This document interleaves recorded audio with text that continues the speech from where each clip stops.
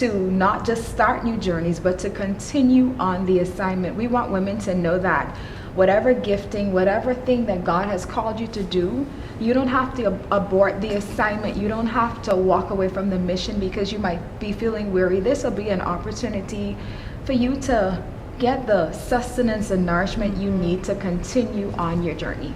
Minister Johnson, Lay Minister Sweeting, thank you for being with us today. The women's ministry continues to be a source of strength. We celebrate the work being done, and thank you for joining us on Lifeline.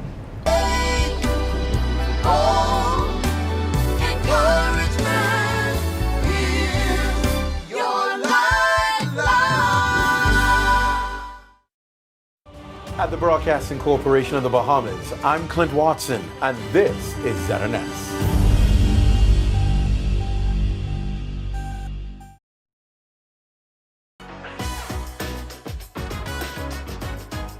It's What's Trending with Jiminita Swain and the Bahama Beauty at the Broadcasting Corporation of the Bahamas from Studio A. It all starts right now.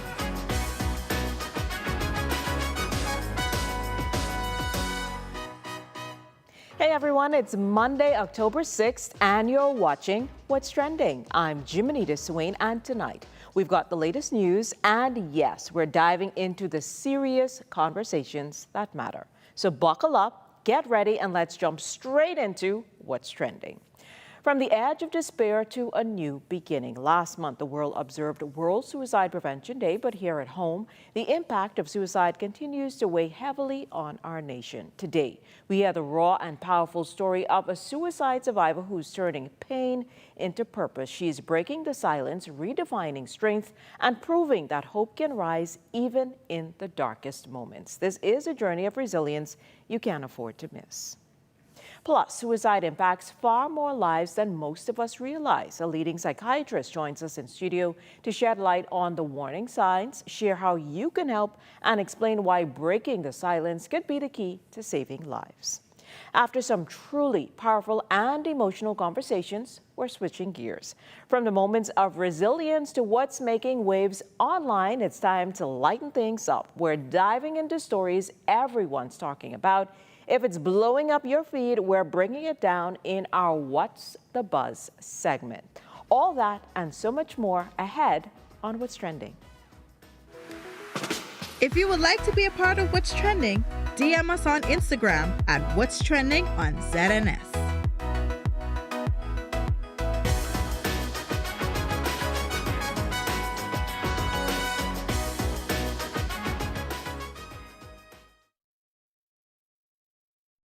Tourism today, Bahamas tourism today. At the 9th Caribbean Infrastructure Forum in Miami, Florida, Director General of the Ministry of Tourism, Investments and Aviation, Latia Duncombe, shared how the islands of the Bahamas took center stage. So it's certainly a privilege and a pleasure to have participated in the 9th Annual Caribbean Infrastructure Forum.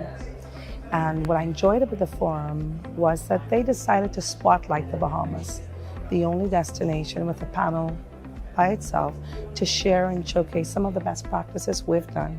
We're a leading tourism destination, and we've highlighted what we're doing from a tourism perspective, from infrastructure to connectivity, airlift, all of the amazing projects that we have going on, how we've integrated the soft infrastructural perspective. So we honed in, we looked at all of the 16 island destinations, the uniqueness of each of them, the airport infrastructure project initiatives, the cruise initiatives, and what the properties are doing, the hotel properties from a sustainability perspective. So the presentation today was all inclusive with the partners in the room, and we are certain that they will visit the destination and invest in the destination as well. President and Chief Executive Officer of the Nassau Airport Development Company, Vernice Joaquin, shared more details about the event. We were invited to participate because there's a lot of interest amongst Caribbean countries in particular in terms of redeveloping their own airports or building new airports and that sort of thing.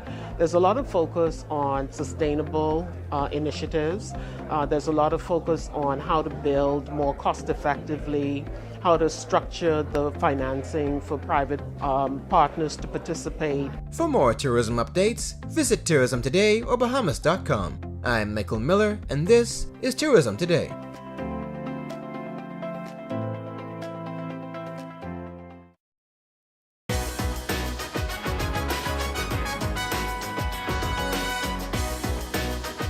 This Suicide Awareness Month, What's Trending is shining a light on a topic many find hard to talk about, but one that affects so many.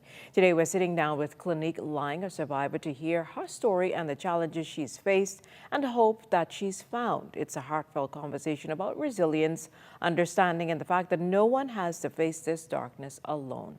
Thank you so much, Clinique, for joining us on What's Trending to share your powerful story with us, the courage that helps you shine the light on this important conversation, and it also gives hope to so many who still may be struggling. So, Clinique, can you share a little bit about yourself and what your life looked like before your struggle with suicidal thoughts?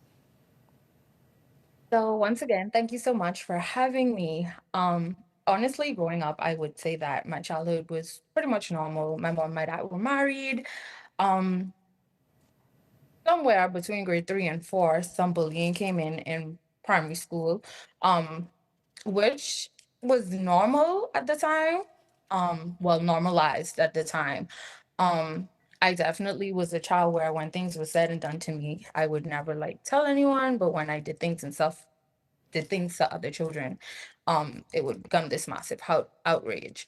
Going into high school, I was always on the honor roll. I kept my grades up through it all, but around, I would say, my teenage years, 12, 13, I was sexually assaulted, and that completely changed my dynamics on life. I told a trusted adult, and they basically told me, like, they didn't encourage me. I felt really alone, and so that scared me from telling my parents. At this time, they were already divorced, so it was that emotional aspect going on top of the sexual assaults. And I always tell people I could never say where or how the thought of self-harming came along. I was never exposed to it. Um, it was never on social media. I never watched any movies about it. All I knew was I felt something emotionally and I wanted to feel physical pain.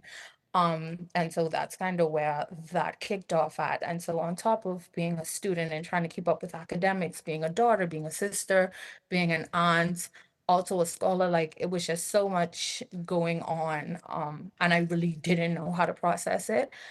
And definitely like after that, I would say depression came in, anxiety. I started having panic attacks, certain scents would trigger me. It was just so much. And September 14th of 2018, I just sat in bed and I was like, I do not want to do this anymore. And that was my, I always self-harming happened throughout the years, but that was my first time actually sitting down and saying to myself, like, yeah, I do not want to be here anymore.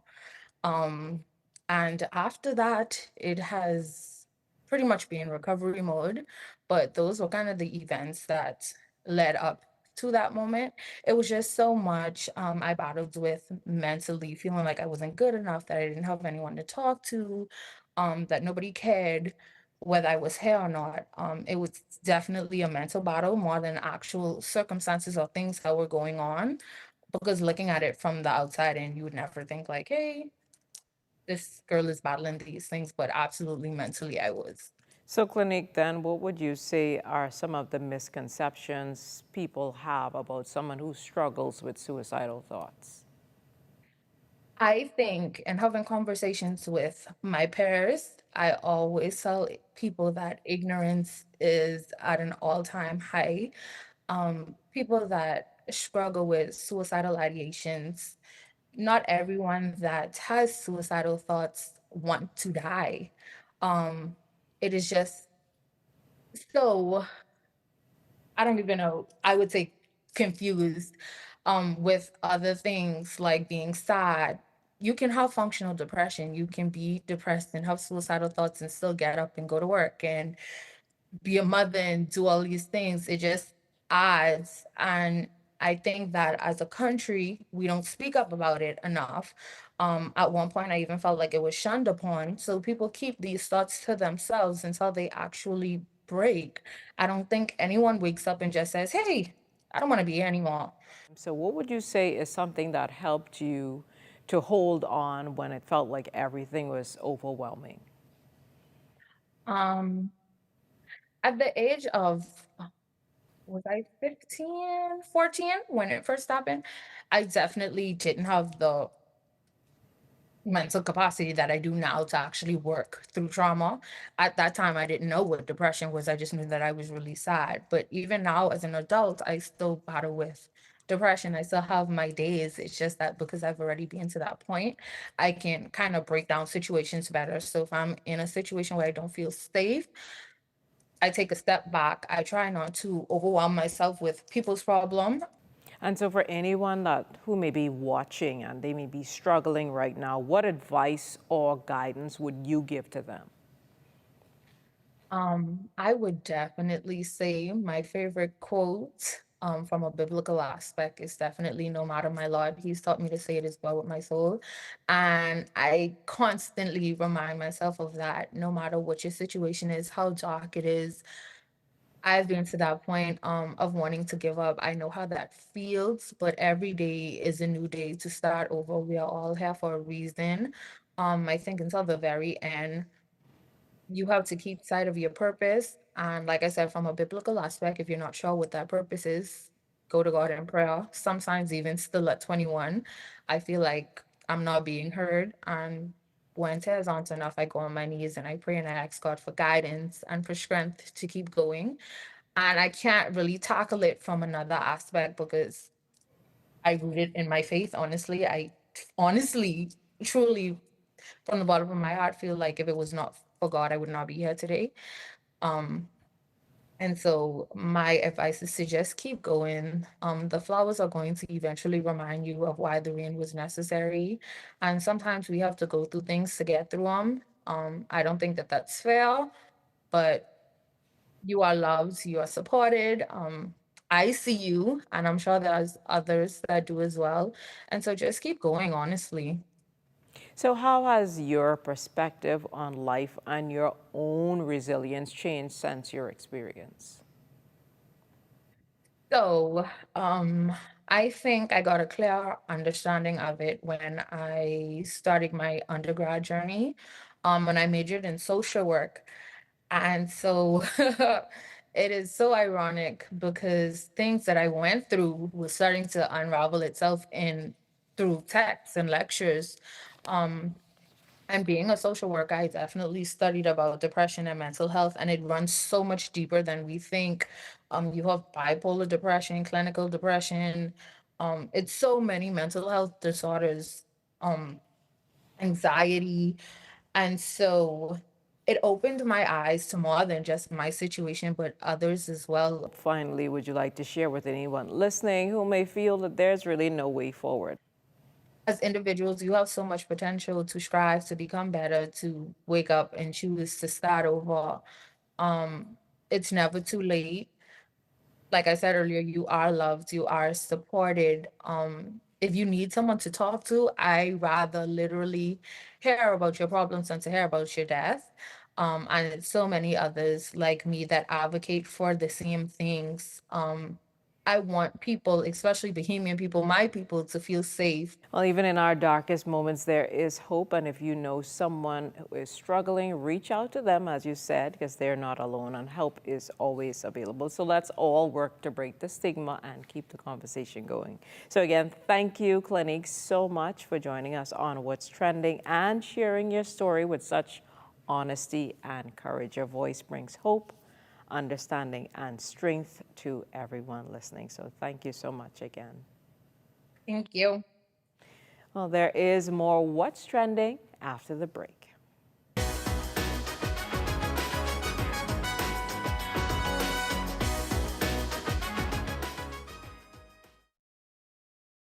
Your home is your sanctuary. The last thing you need to worry about is rodents. Once they enter your property, they can be tough to get out. If you're concerned about rodents, call Rent-A-Kill initially. We offer the latest, most effective treatment for safe, fast, and long-lasting results. From prevention to elimination, our integrated approach guarantees protection. For rodent control you can trust, there's only one name in the Bahamas. Rent-A-Kill Initial.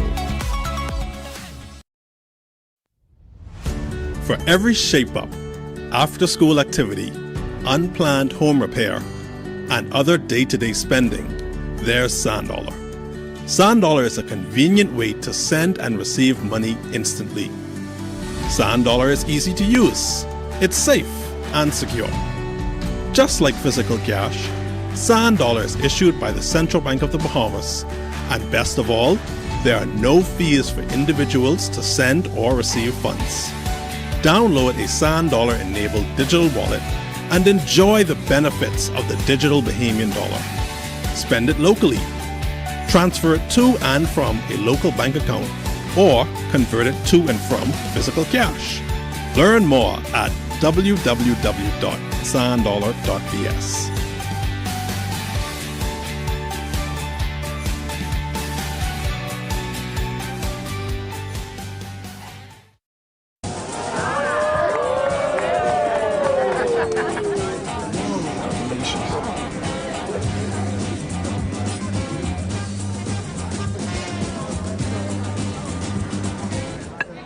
Diet-friendly special.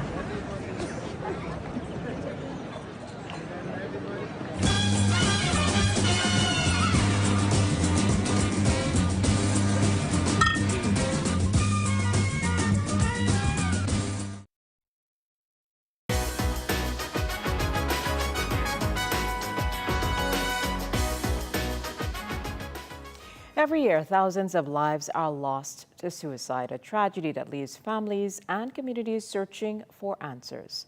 But behind the statistics are real people, real struggles, and real opportunities for intervention.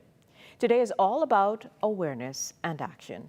Joining us today is Dr. Davina Knowles-Robinson, a psychiatrist who will discuss suicide prevention to help us understand what we need to know and how we can all play a role in saving lives. Welcome to the show. Thank you for having me. Thank you for being here with us today. So how would you describe the current state of suicide prevention, whether in the Bahamas and even globally as well, if you're able to touch on it? So we're just coming out of Suicide Prevention Month. It's September. September 10th, more specifically, is known as the International Suicide Prevention Day. But in September, we try to bring awareness to suicide because it is a very serious topic. In our country alone, thanks to the Bahamas Police Force, we have statistics. It showed that 8 persons committed suicide. They completed, well, we don't like to use the term completed, but they took their own lives. From this year alone, for the first 3 months, 6 persons, all males, have ended their lives through suicide. So it is a very serious topic. We know that the Bahamas Health government did a statistics, the Ministry of Education, where they found that 1 in 5 students have had thoughts of suicide, which is in keeping with global statistics, where it is the 3rd leading cause of death in adolescence. So globally, it is an important thing, and we know even one life is too many. Yes. So what would you say are some of the most common warning signs that someone is struggling?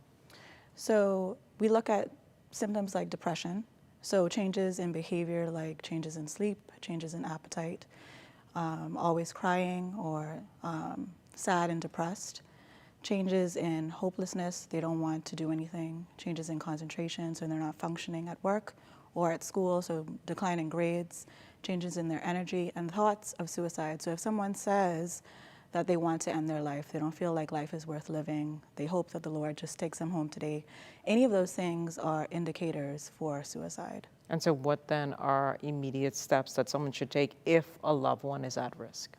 So typical risk factors, being male is a high risk factor.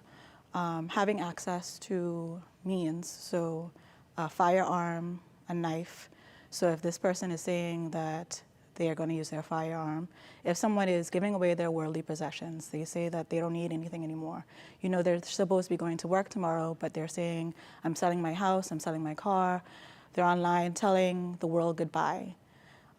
Things like showing signs of wanting to be away from friends and family, trying to seclude themselves, being more reclusive.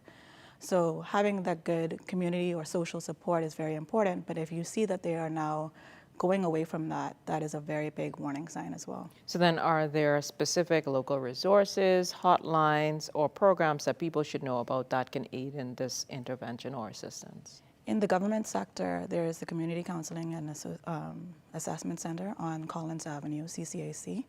It is the only public facility for mental health in the country, so it services over 400,000 persons. But you can go into the department, go into the community clinic and get help there. Suicide is a emergency, so going into the emergency room is the first step. So if you have a friend or a loved one that is endorsing symptoms of suicide, taking them into the emergency department is also very important. There's a crisis center, and then there are private physicians like myself that also aid in psychiatric support, and psychologists that also aid in mental health support as well. So then what role does social media play, whether it's negative or positive, in suicide prevention? So social media can be a tool, like you said, it can be both positive and negative. A lot of the times we harp on the negative effects of social media because there's cyberbullying, and especially in the young population, we see that that is a very heavy risk factor. So in that way, it has a negative connotation. However, seeing persons derail, seeing changes in what they're posting online can be a good indicator of what they're actually going through. So seeing those small, subtle changes, and obviously getting resources too. So there are plenty AI support. There are other social networks that give tips and tools that help with mental health and things that can support persons' mental health issues. So, like I said, both positive and negative effects of social media as well. So what would you say to someone who is watching right now who may feel stressed, hopeless, overwhelmed? What would be your message to them? I think boundaries are very important. At the end of the day, I use the saying, you have to put your own life vest on first, or your own oxygen mask on first. So if you are struggling and you know that things are getting really hard, reaching out for help is important, because I know that there is a big stigma within our community, within our country, against mental health. And we use the C word, crazy, and I don't like that word, because at the end of the day, just as you would go to the doctor for a broken arm or a broken foot, you should get medical support for that. And so in the same way, if you're facing a mental health disorder like depression, facing the thoughts of suicide, getting the help is very important, and it's never too late.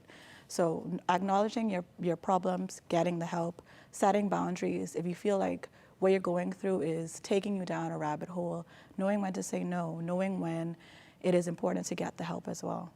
Well, we definitely know that suicide is preventable and hope is always within reach. So we thank you for professionals like you who are out there assisting those that are definitely in trouble and in need of some type of assistance or intervention. So a special thank you for joining us on What's Trending today and for sharing insight on what others can do to step in and assist those in need as well. So thank you so much. Thank you so much.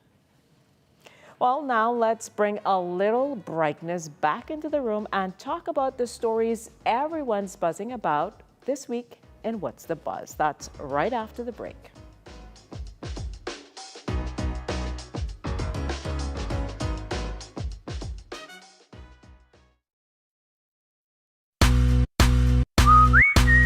Honey barbecue, sweet and spicy, all new. Signature hot wings. What's your flavor? Roasted garlic parmesan, tastes so good, chicken. Ghost pepper wings. Now available at Popeyes in Nassau.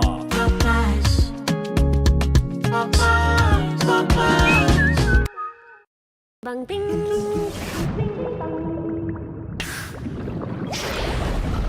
Ding bang ding.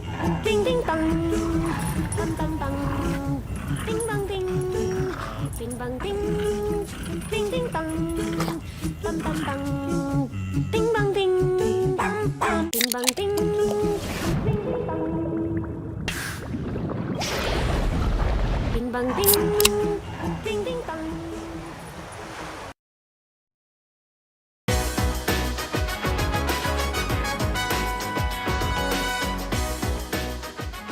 We've had the deep talk. Now it's time to dive into the most talked about topics on the timeline with the Bahama Beauty.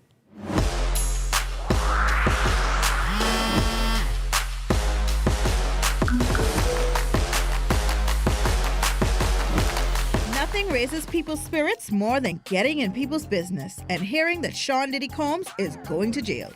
The legal chapter nobody thought was going to end, Sean Diddy Combs was sentenced on October 3rd to 50 months, which works out to a little over 4 years. He was convicted on 2 counts of transportation to engage in prostitution after the jury acquitted him of his more severe charges of sex trafficking and racketeering. In addition to prison time, he faces 5 years of supervised release and was fined $500,000. During sentencing, Diddy broke down emotionally, apologizing to his 7 children, his mother, and ex Cassie Ventura, calling his past actions disgusting, shameful, and sick. Cassie's legal team also released a statement saying that while nothing can undo the trauma, the sentence recognizes the impact. From bad boy mogul to bad day in court, and now his next stop on this tour is behind bars. The queen herself finally has an heir to her female powerhouse brand Fenty Beauty. Rihanna gave birth to her 3rd child and long-awaited first baby girl with A$AP Rocky. Rocky Irish Myers, born September 13th, made her debut on Rihanna's Instagram, pictured having a warm skin-to-skin moment draped in all pink and all the glam you'd expect from a Fenty mom. Just peep the matching AP. And speaking of the new parents, they continue to prove that parenting can still be luxurious. Just weeks after giving birth, Rihanna stepped out to celebrate Rocky's 37th birthday in Los Angeles. Her first public appearance post-baby. And of course, she looks like she just walked off a runway. Leather bomber jacket, sunglasses, glowing skin, the whole 9. The two pulled up in a vintage Rolls-Royce convertible, hand in hand, because even when they're new parents, they're still that couple. Now let's bring things a little closer to home. Bahamian MLB star Jazz Chisholm Jr. might just be caught up in a little reality TV romance rumor. Fans online have been whispering about a possible connection between Jazz and Ana Santiago, aka Anna Mac from Baddies, after videos and social media interactions have been surfacing between the two. This comes just a few short months after Jazz hit the red carpet with longtime girlfriend Olivia Brown and even sported a tattoo on his arm with her name. This could all just be platonic or PR, as nothing official has been confirmed by either side, but you can bet that we'll be watching this development closely. This one stays filed under speculation, but spicy.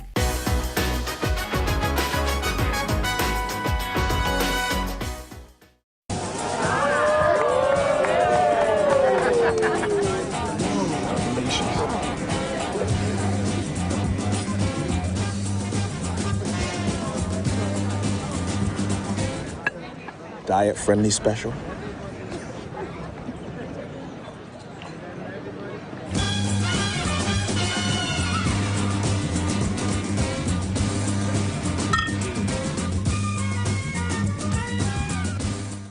Things may be tough, but Wendy's got you covered. Grab a day single or chicken sandwich with a junior fries and 16-ounce beverage for just $6.95. Why choose less from the other guys when you can get more? At Wendy's, we're providing bigger bites and better deals.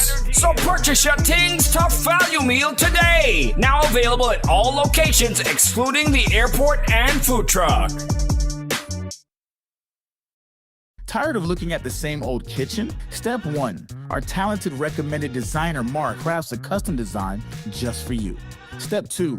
Once your design is ready, CBS Bahamas makes ordering effortless. Your dream kitchen is within reach. Step 3. Our recommended installers bring your vision to life, ensuring every detail is perfectly in place. Sit back and relax as your dream space becomes a reality. Visit cbsbahamas.com and start bringing your home improvement dreams to life today.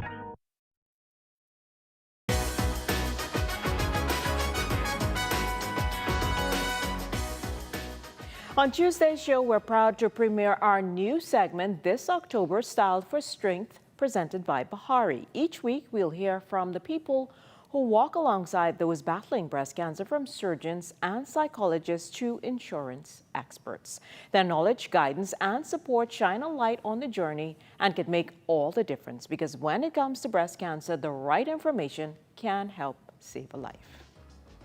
And that's a wrap for What's Trending. Follow us on Instagram at What's Trending on ZNS for show clips and behind-the-scenes moments. See you tomorrow at 6 p.m. for more lifestyle, entertainment, and so much more.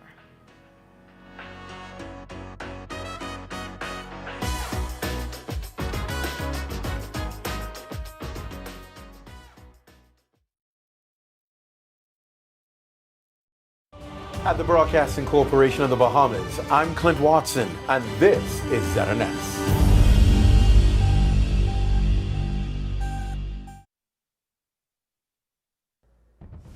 This is the Bahamas Tonight, the Northern Edition. Here's a look at tonight's top stories. Health services resuming at the Sweetens Key Clinic just days after its closure was announced. Hundreds of job seekers turning out for a major job fair hosted by the Department of Labor. Grand Bahama Police seizing a large quantity of suspected drugs at the Freeport Container Port. The Bahamas Tonight Northern Edition starts now.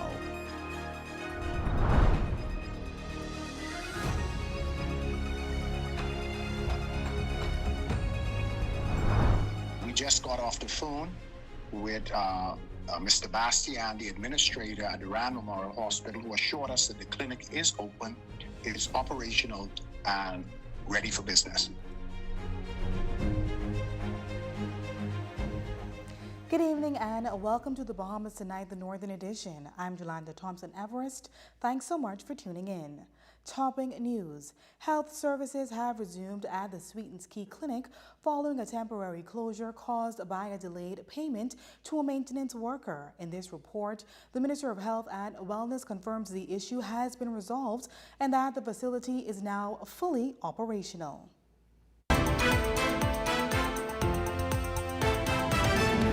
An unpaid maintenance fee is the cause for the temporary closure of the Sweetens Key Clinic.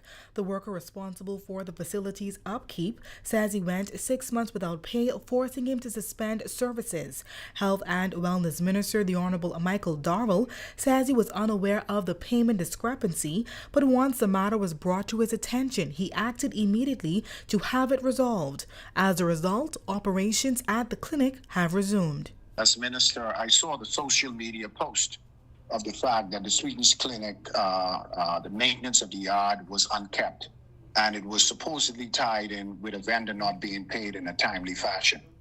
The PHA moved quickly into action. We do apologize to the general public because it was an oversight. The minute as it was brought to our attention at the PHA Nassau, the vendor was paid immediately, and the vendor went back to work. Notice of the closure was confirmed by Minister of Economic Affairs Michael Alcides during a press briefing at the Office of the Prime Minister last week, where he addressed delayed payments to vendors and service providers. The Health Minister noted that the clinic was scheduled to reopen last Friday, just 1 day prior. The clinic was supposed to take place on Friday, but due to inclement weather, it didn't happen. And we just got off the phone with Mr. Bastian, the administrator at the Rand Memorial Hospital, who assured us that the clinic is open, is operational, and ready for business. According to Minister Darville, the property underwent a thorough cleaning to ensure the facility was safe, sanitized, and ready to receive patients. Darville added that measures are now being put in place to guarantee continuous maintenance and avoid any future service interruptions at the Sweetens Key Clinic. The vendor went back to work. The property was cleaned, and the property was opened immediately after. In news from the crime beat, police officials seizing a large quantity of suspected drugs at the Freeport Container Port. The major bust took place Sunday morning in a joint operation involving local and international law enforcement agencies. No arrests have been made at this time, and investigations are ongoing. Shalia Rule has the details. It was just behind these gates on Sunday morning around 10:15 a.m. where officers made a major discovery and the second biggest drug seizure in Grand Bahama for the year.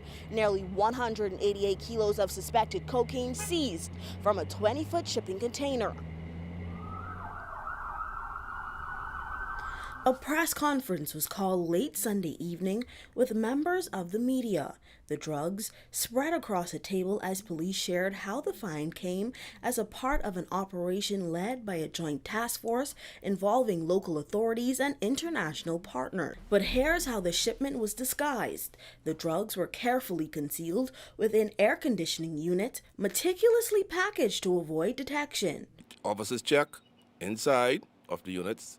Inside the units were what we see before you today, strapped in the components.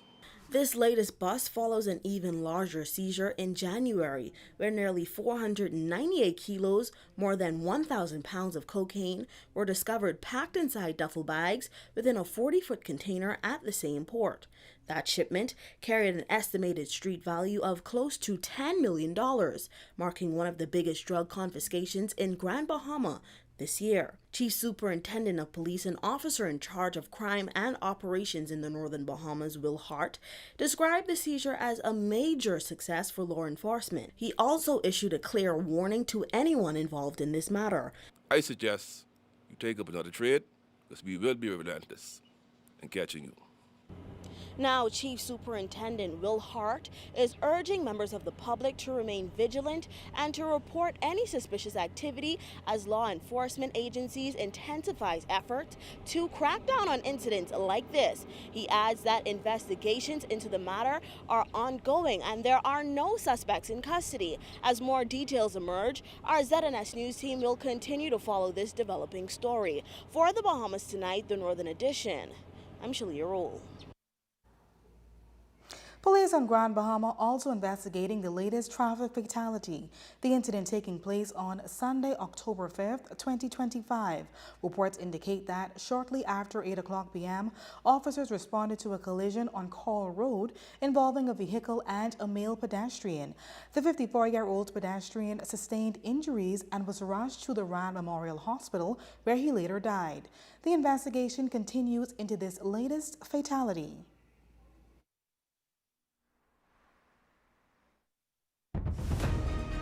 And still to come.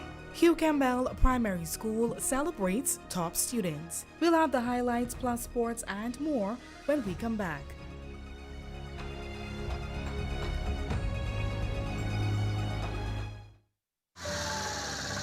You have enough things to worry about. Living in a world that can seem opposite of the things you are trying to accomplish. I can need a little help with this one, sis. We're here to let you know that you don't have to go at it alone. Choose peace of mind. Choose comfort. Choose CB. Commonwealth Bank, leader in personal banking services. Dolly Madison is doing it again with a big paint sale. Come on down and save on paint and paint sundry. Everyone wants to spruce things up before the end of the year, and here's your big chance. The sale begins on Monday, October 6th through Saturday the 11th. But that's not all. On Saturday, it will end with a big tent sale. Get up to 85% off anything under the tent. It's a big week at Dolly Madison, October 6th through 11th. Open Monday to Friday, 8 to 6, and on Saturdays, 8 to 5. Dolly Madison. At Save More Drugs, we got you. We got what you want. We got what you need. We got what you came for. The quality you expect. The prices you need and deserve. Save more at Save More Drugs. The Grand Bahama Port Authority presents The City Rush, a community Junkanoo rush Saturday, October 11th at 6 p.m. on Explorers Way. Featuring the Swingers, Superstar Rockers, Platinum Nights, Classic Dancers, New Generation, plus live music by Money Like Dirt and Solex Music. Admission is free. Inspirational Global Ministries presents the Kingdom Impact Summit 2025, October 16th through 19th. Under the theme, Clear the Clutter to Carry the Increase. With Bishop Kermit Saunders, Pastor John Wild Goose Jr., Bishop Bracton Patton, and Psalmist Brindera Brainan and Eden Monroe. The snack place has the best variety at the best prices, from chips, cookies, and candies to $2 snack bags packed with goodies. Find them in the Sunset Commercial Plaza next to the bicycle shop in Caravelle Beach. They're open from Monday through Saturday, 8:30 a.m. to 5:30 p.m. Edinburgh Napier University, Scotland's #1 modular university, is now recruiting for January 2026. Don't miss the free info session on October 14th at the British Colonial Hotel from 6:30 to 8 p.m. Visit seidegrees.com today. This National Heroes Day, Grand Bahama Tiles is celebrating our nation's builders, our contractors. For one day only, enjoy 20% off store-wide at our contractors only sale. Select, save, and build with tiles, tools, and materials. Everything you need to get the job done now at unbeatable savings. Don't miss it this Thursday, October 9th, one day only. Grand Bahama Tiles, building with you, building for you. Your voice matters. The Ministry of Labor and the Public Service invites you to a legislative reform town hall meeting. This is your opportunity to learn, share, and contribute to shaping the laws that impact our nation. Join us on Tuesday, October 7th at the National Training Agency in Nassau from 6 to 8 p.m. or Wednesday, October 8th in Freeport, Grand Bahama at the Wynn Building from 6 to 8 p.m. Be part of the conversation. Together, let's build a stronger Bahamas. Don't miss it. In healthcare, precision isn't optional. It's life-saving. One wrong reading can lead to the wrong treatment. Using uncalibrated equipment means risking misdiagnosis, mistreatment, and unnecessary grief. That's where Livy Calibrations comes in. Trusted, accurate, and 100% Bahamian owned. From ECGs to fume hoods, defibrillators to patient monitors, we calibrate them all, on-site, with careful precision.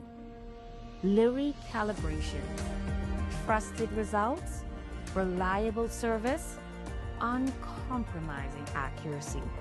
Book your calibration today, because in medical care, there is no room for error.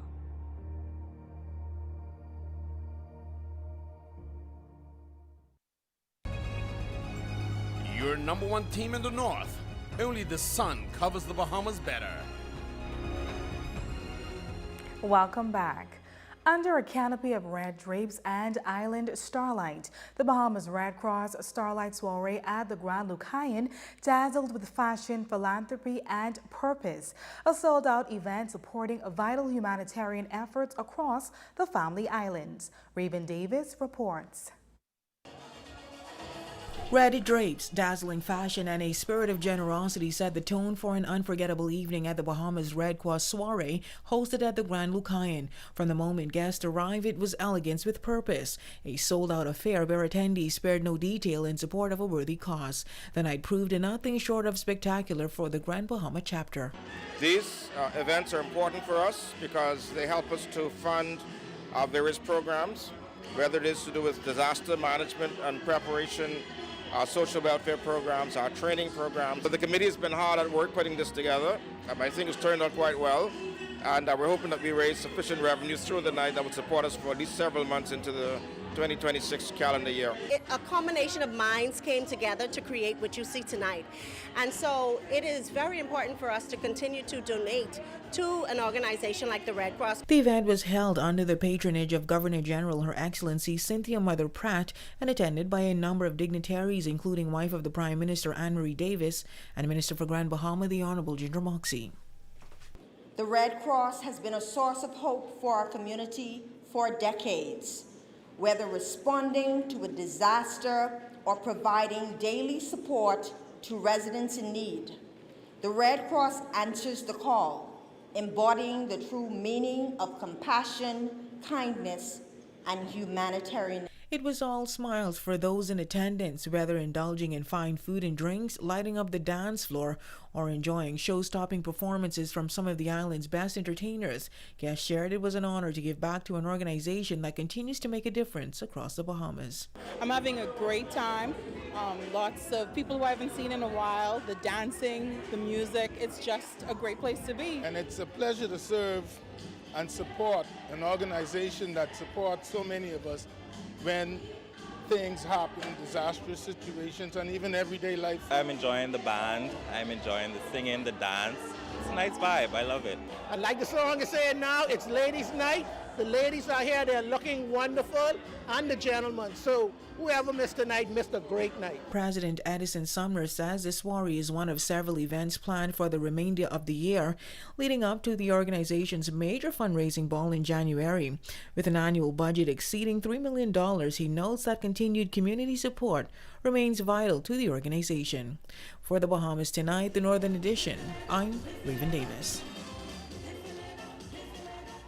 It was a day of celebration at Hugh Campbell Primary School as the institution hosted its annual awards and prefect installation ceremony. The occasion drew scores of parents and guardians eager to recognize top students and proudly pin prefect badges on their little ones for the new school year. Vice Principal Diana Harvey underscored the importance of acknowledging the hard work and dedication of students. These events are very significant because children need to know that we see what they're doing. You know, a lot of times we highlight the negative in society and we fail to highlight those who are doing positive things. Not only that, once children see that teachers, parents, and there's a community behind them, you don't know what they can do. You don't know who is our future prime minister or future leaders or who's going to turn the Bahamas around, you know. So you never know, so you cannot take that for granted. And so we celebrate our students and we celebrate their achievement as well. Grace Monesteem and Kaylee Grace Knowles were officially announced as head girl and deputy head girl, while Juliana Williams and Kinaz Meadows received the honors of head boy and deputy head boy, all expressing how privileged they feel to be entrusted with such responsibility as school leaders. It feels amazing, actually. I don't know how to feel, to be honest. I want you to know that never give up and keep going for your dreams. I feel amazing, the fact that I get this opportunity to be here today as deputy head girl of Hugh Campbell Primary School. I had to study, I had to learn, I had to get first place in all of my exams. Feels great. They encouraged me to study and say I could do it. It is now time for your Health is Wealth Tip Monday tip.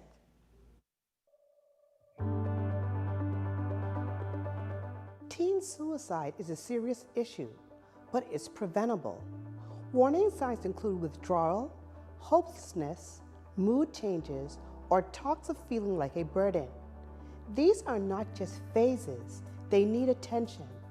Parents and caregivers listen without judgment and keep communication open. Encourage teens to talk about their feelings and seek help from a counselor or mental health professional if needed.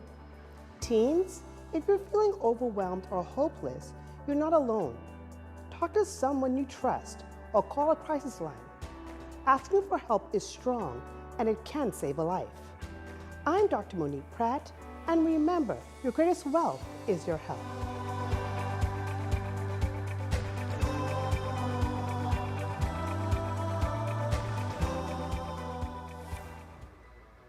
And that's a look at stories making news. Stay tuned. Sports is up next after this break.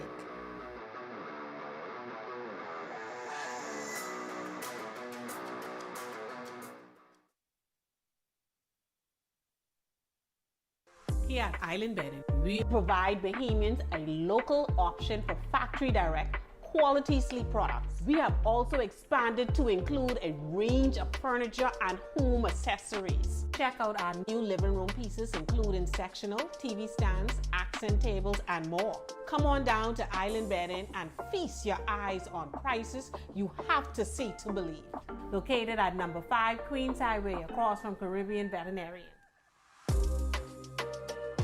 Journey to a serene oasis. Relax. Rejuvenate. Renew. Welcome to Renew Day Spa. For appointments, call 352-RENU. This National Heroes Day, Grand Bahama Tiles is celebrating our nation's builders, our contractors. For one day only, enjoy 20% off store-wide at our contractors only sale. Select, save, and build with tiles, tools, and materials. Everything you need to get the job done now at unbeatable savings. Don't miss it this Thursday, October 9th, one day only. Grand Bahama Tiles, building with you, building for you. Save more drugs, from cosmetics to prosthetics. What you need for your family, the brands you're looking for, the quality you expect, vitamins you need, and prescriptions you came for. Feel the love. Save more at Save More Drugs. Strength isn't claimed, it's built. At Heroic Concrete, every block is made with purpose, crafted to protect, poured to endure. From ready mix to premium 8-inch blocks, we supply the strength our nation needs. Proudly made in Grand Bahama, built for hurricanes, built for legacy. Creating products that bring value to our lives and strength to our future. Call 820-4376 or email sales@heroicgrouplimited.com. Psst. Guess what? Budget Pest Control has something important to show you. Coq de termites former Samus, the super termite. What makes them super? Their ferocious appetite can attack your home from below and above. They even attack forestry. But don't worry, Budget Pest Control has extensively studied this species on Grand Bahama. You can even check out our scientific paper, so you can count on us to protect your investment. Call Budget Pest Control, the termite specialist. Hey, what are you doing? I'm self-insuring my investments, starting with this tarp. We all remember the blue tarps after the storm.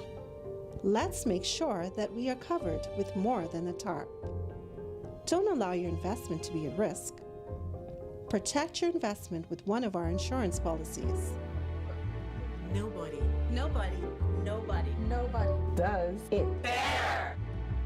Sting Junkanoo Group is celebrating 25 years of music, and you're invited to the greatest show ever, counting down the years performing hit song after hit song. Stevie S, Colin McDonald, KB, Dyson Knight, and D-Mac. Saturday, November 1st at the Farm Marshall Road, 8 p.m. until. Tickets can be purchased online at www.bahamaseattickets.com for your skybox or to be a food vendor. Call 424-6433, 477-0191. Sponsored by ZNS, Island Luck TV, The Farm, Gatorade Today and Co. Limited, Krista Minute, and Associates.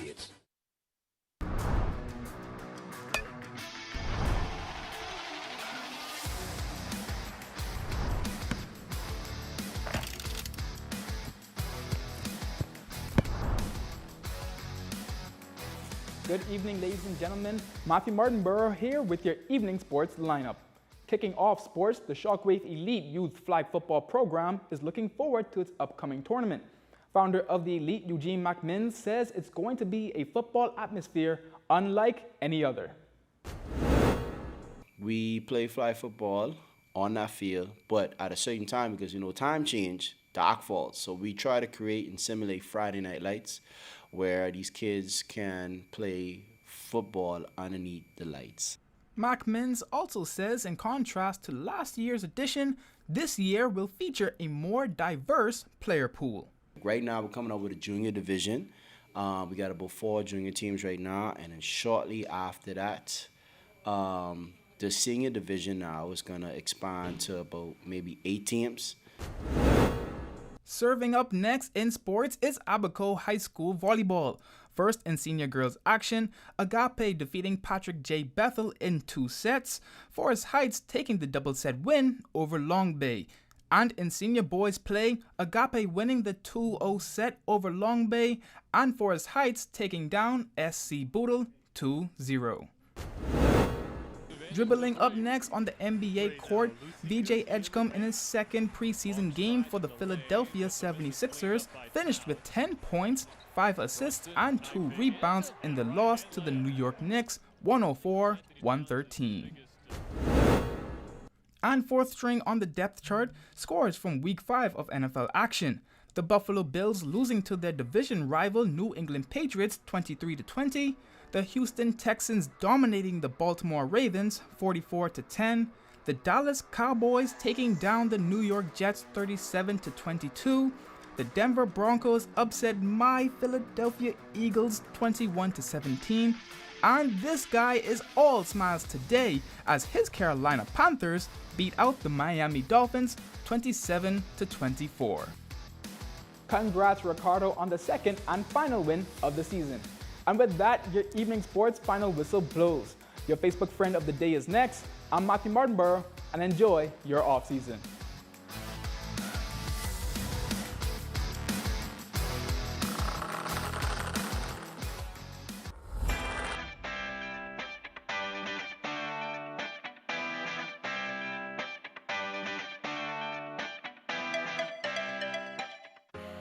This National Heroes Day, Grand Bahama Tiles is celebrating our nation's builders, our contractors. For one day only, enjoy 20% off store-wide at our contractors only sale.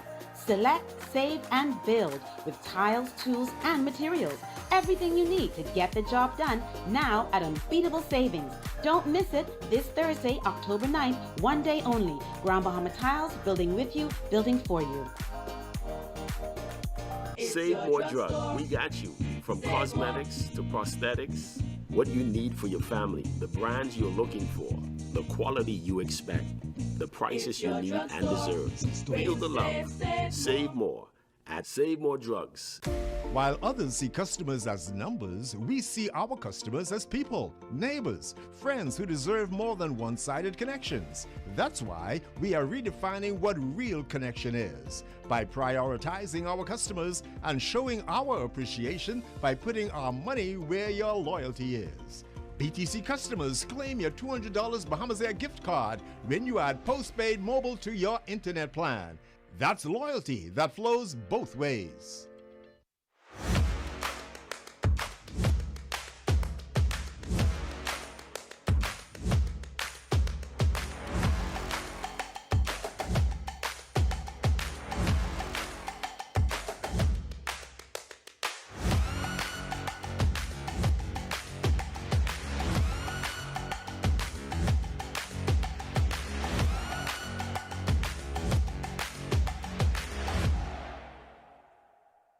Here at Freeport Decorators, we have hundreds of products for you to choose from. Whether you're in the market for trophies, plaques, rubber stamps, corporate signs, any kind of interior signage, stamps, or seals, we're your one-stop shop. We feature glass, acrylic, crystal awards for every occasion. We build all the trophies here on site. Looking for a gift item? We feature pens, key rings, mugs, tumblers, barbecue tools, even bamboo cutting boards. Have something already? Bring it on down. Let us see if we can print that special something on it for you. Need a headstone? Memorialize the memory of your loved one with a beautifully lasered granite marker. Our store hours are Monday to Friday, 9 to 5.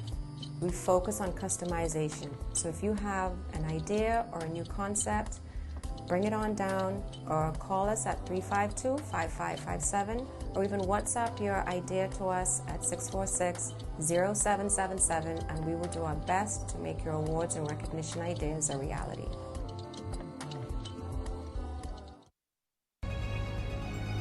Your number one team in the North. Only the sun covers the Bahamas better. Well, Matthew, a stellar job on your first sports package. Thank you so much, Yolanda. I'm looking forward to probably doing more in the near future. Awesome. And that concludes the Bahamas Tonight, the Northern Edition. I'm Yolanda Thompson-Everest. And I'm Matthew Martinborough. Thanks so much for tuning in. Here's a live look at the Bahamas Tonight, coming your way next.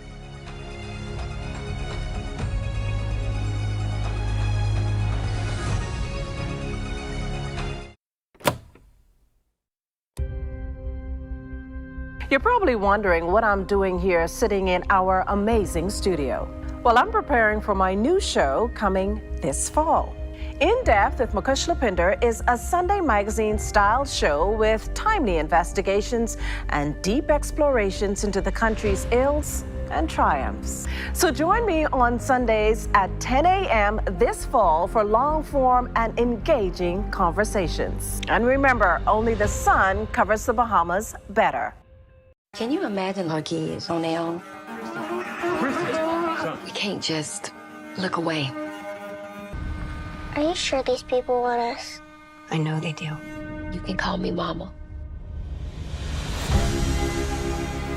Oh, Lord.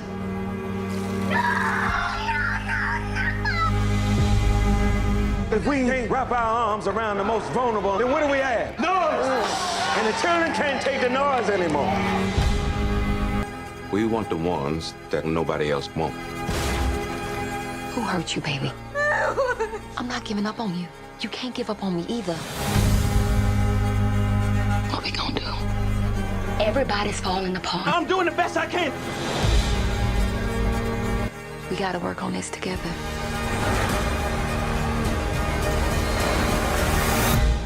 We your people now. And love never gives up.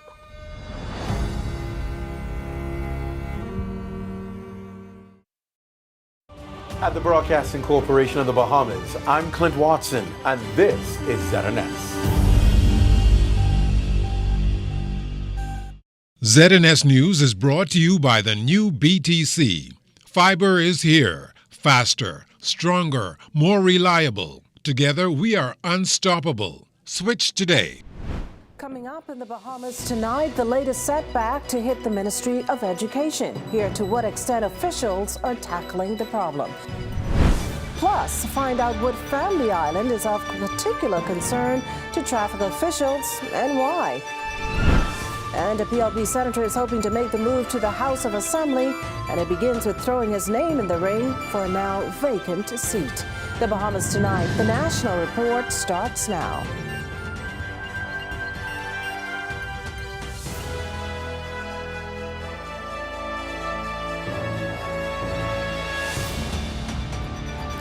Good evening, everyone, and welcome to the broadcast. Another stumbling block for the Ministry of Education, whose officials are grappling with a large number of teacher resignations that's forced them into overdrive to fill the gaps. LaDon Davis caught up today with the education director, who shared what steps are being taken to retain, or better yet, boost numbers.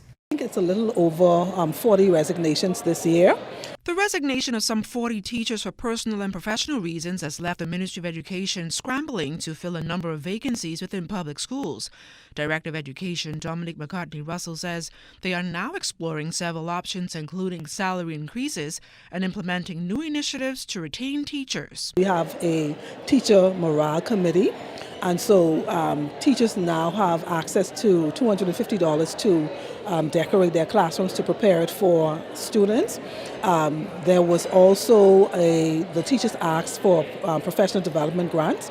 So we received funding from finance that allows a teacher to receive up to $2,500 for a short course. But contrary to that, McCartney-Russell says new teachers are still being interviewed just a month into the new school year.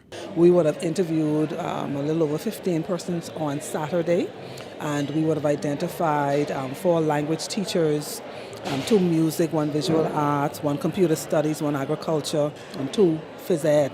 And from here, of course, their credentials go to NACOG, because we have to make sure that they are proficient.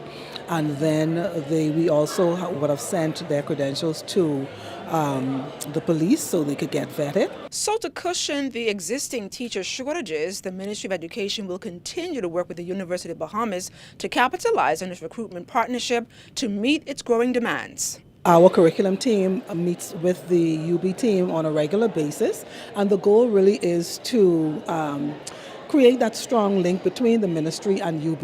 We let them know what some of our concerns are. We also let them know what some of our needs are. And so they work with us to strengthen our curriculum. We work with them to strengthen their preparation programs for teachers. The education director remains hopeful that the issues surrounding teachers will be rectified so that the students can receive a good quality education. For the Bahamas Tonight, I'm LaDon Davis. Well, thanks, LaDon. In other news this evening, nearly a decade ago, Bahamas Wellness started the Eleuthera Medical Center in Palmetto Point, Central Eleuthera, a move that reshaped access to care on that island and along the way achieved other significant firsts in service, technology, and quality. Well, tomorrow marks another bold step in the institution's already storied journey. Corval Pyfrom joins us with the next.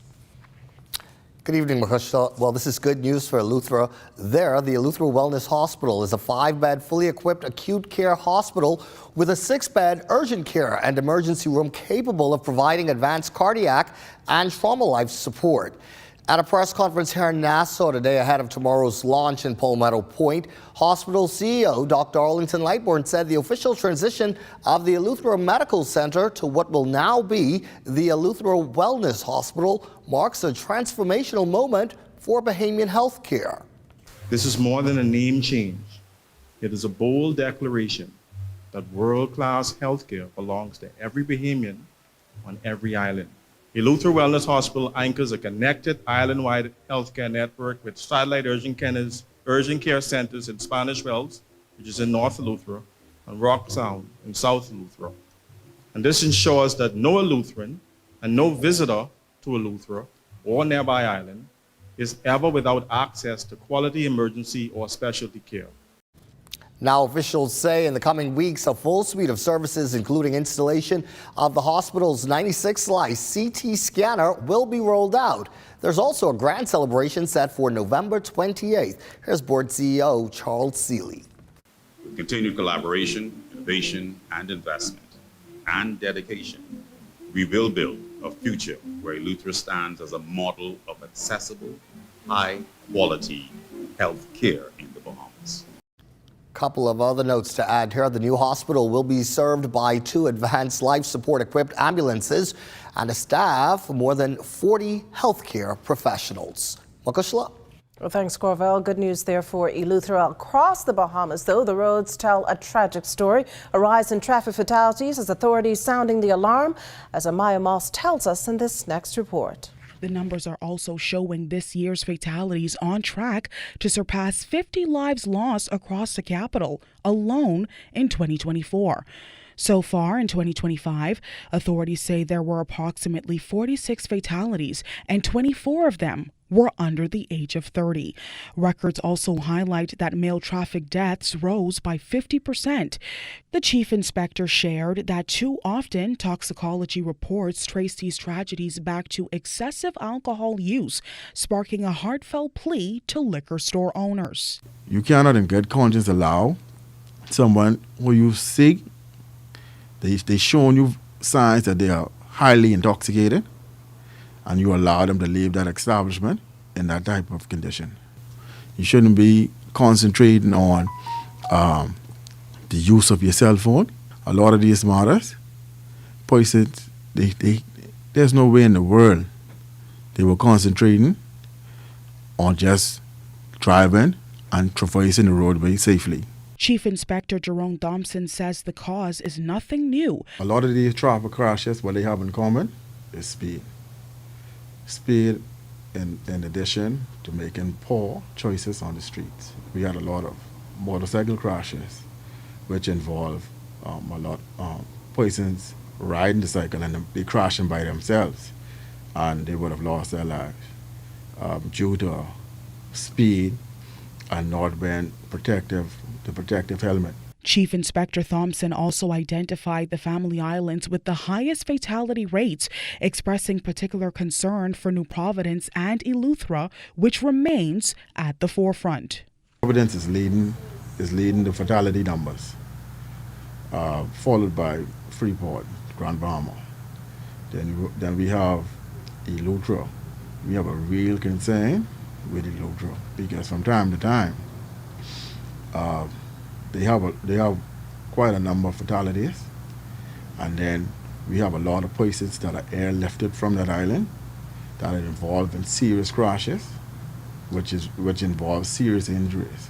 For the Bahamas Tonight, I'm Amaya Moss. Turning now to court news, prosecutors are seeking up to 30 years in prison for a 58-year-old deacon convicted of attempted incest with his 11-year-old granddaughter. Prosecutors telling the court during the sentencing hearing that a strong message needs to be sent to the public that sex crimes against children will not be tolerated. Meantime, the convict's lawyer has requested a sentence of just 4.5 years, arguing, among other things, that the offense was not completed and the sentence should be cut in half. Jurors found the deacon guilty of attempting to rape the child back in August and September of 2019 while she was living with her maternal grandparents along with her mother. Justice Renee McKay will sentence the deacon next month. Police, meantime, looking into the circumstances surrounding the death of a 22-year-old man shortly before 5 a.m. Officers say it was just before that time, that they were called to a home on Lily of the Valley corner after a man was found unresponsive. The young man was examined by a doctor who confirmed he had died. We understand the deceased suffered gunshot injuries back on Sunday, April 27th, that left him paralyzed. He reportedly had no known underlying illnesses. Police also confirmed that a medical examination at the scene revealed no signs of foul play. An autopsy is to determine the victim's exact cause of death. Well, coming up, a sitting senator seeking to fill a parliamentary void. You're watching the Bahamas Tonight, the National Report. There's more news in a moment.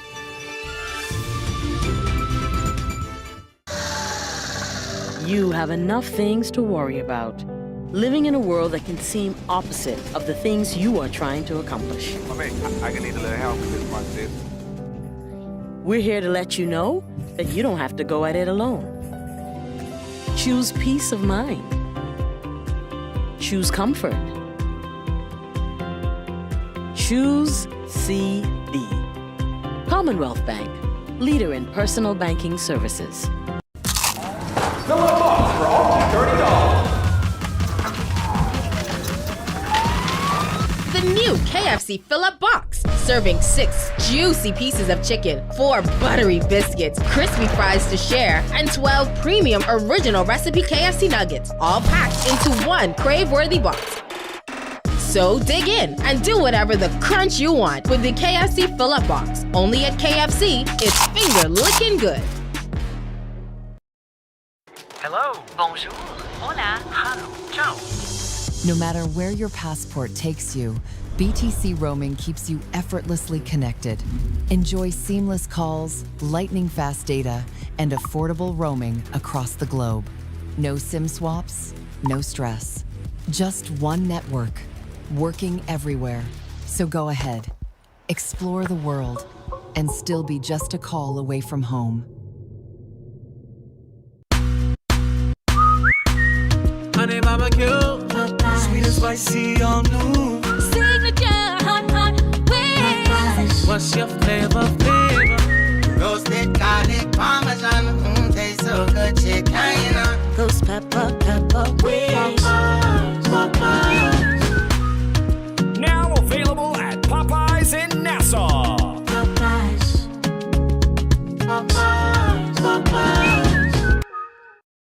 Introducing Valvoline Restore and Protect, a first-of-its-kind innovation that returns pistons to factory clean, removing up to 100% of deposits, restoring your engine to perform like new. All new Restore and Protect, another first by Valvoline, distributed by Battery and Tire Specialists. This October, the Baha Mar Culinary and Arts Festival returns, October 22nd through 26th. Experience world-class cuisine from top chefs and immerse yourself in extraordinary art and celebrate the culture of the Bahamas.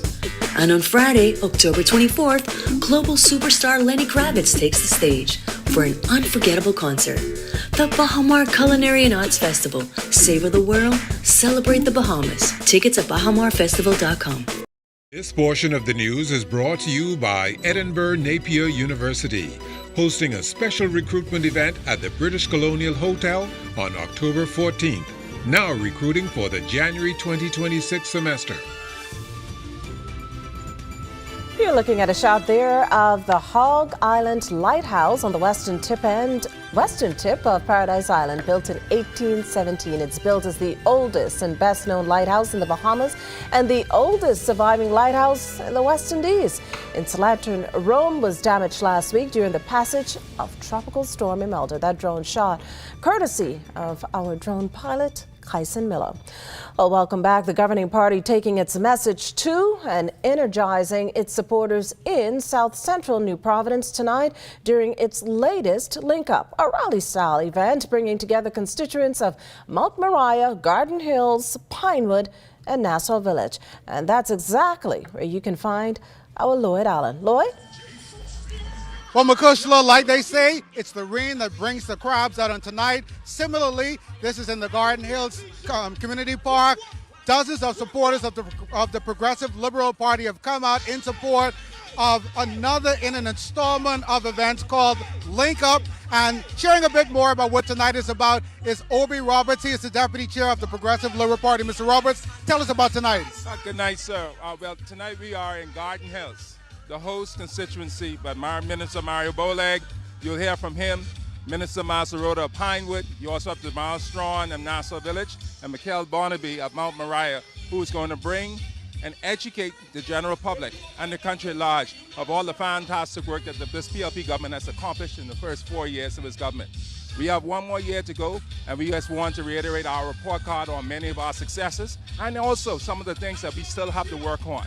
We have a lot of work to accomplish, but we want to indicate we have been working hard on behalf of the Bahamian people, and while we're preparing for next general election and hopefully for us to be re-elected. We are very confident as a governing party, but we want to continue to educate the Bahamian people as we move through the country.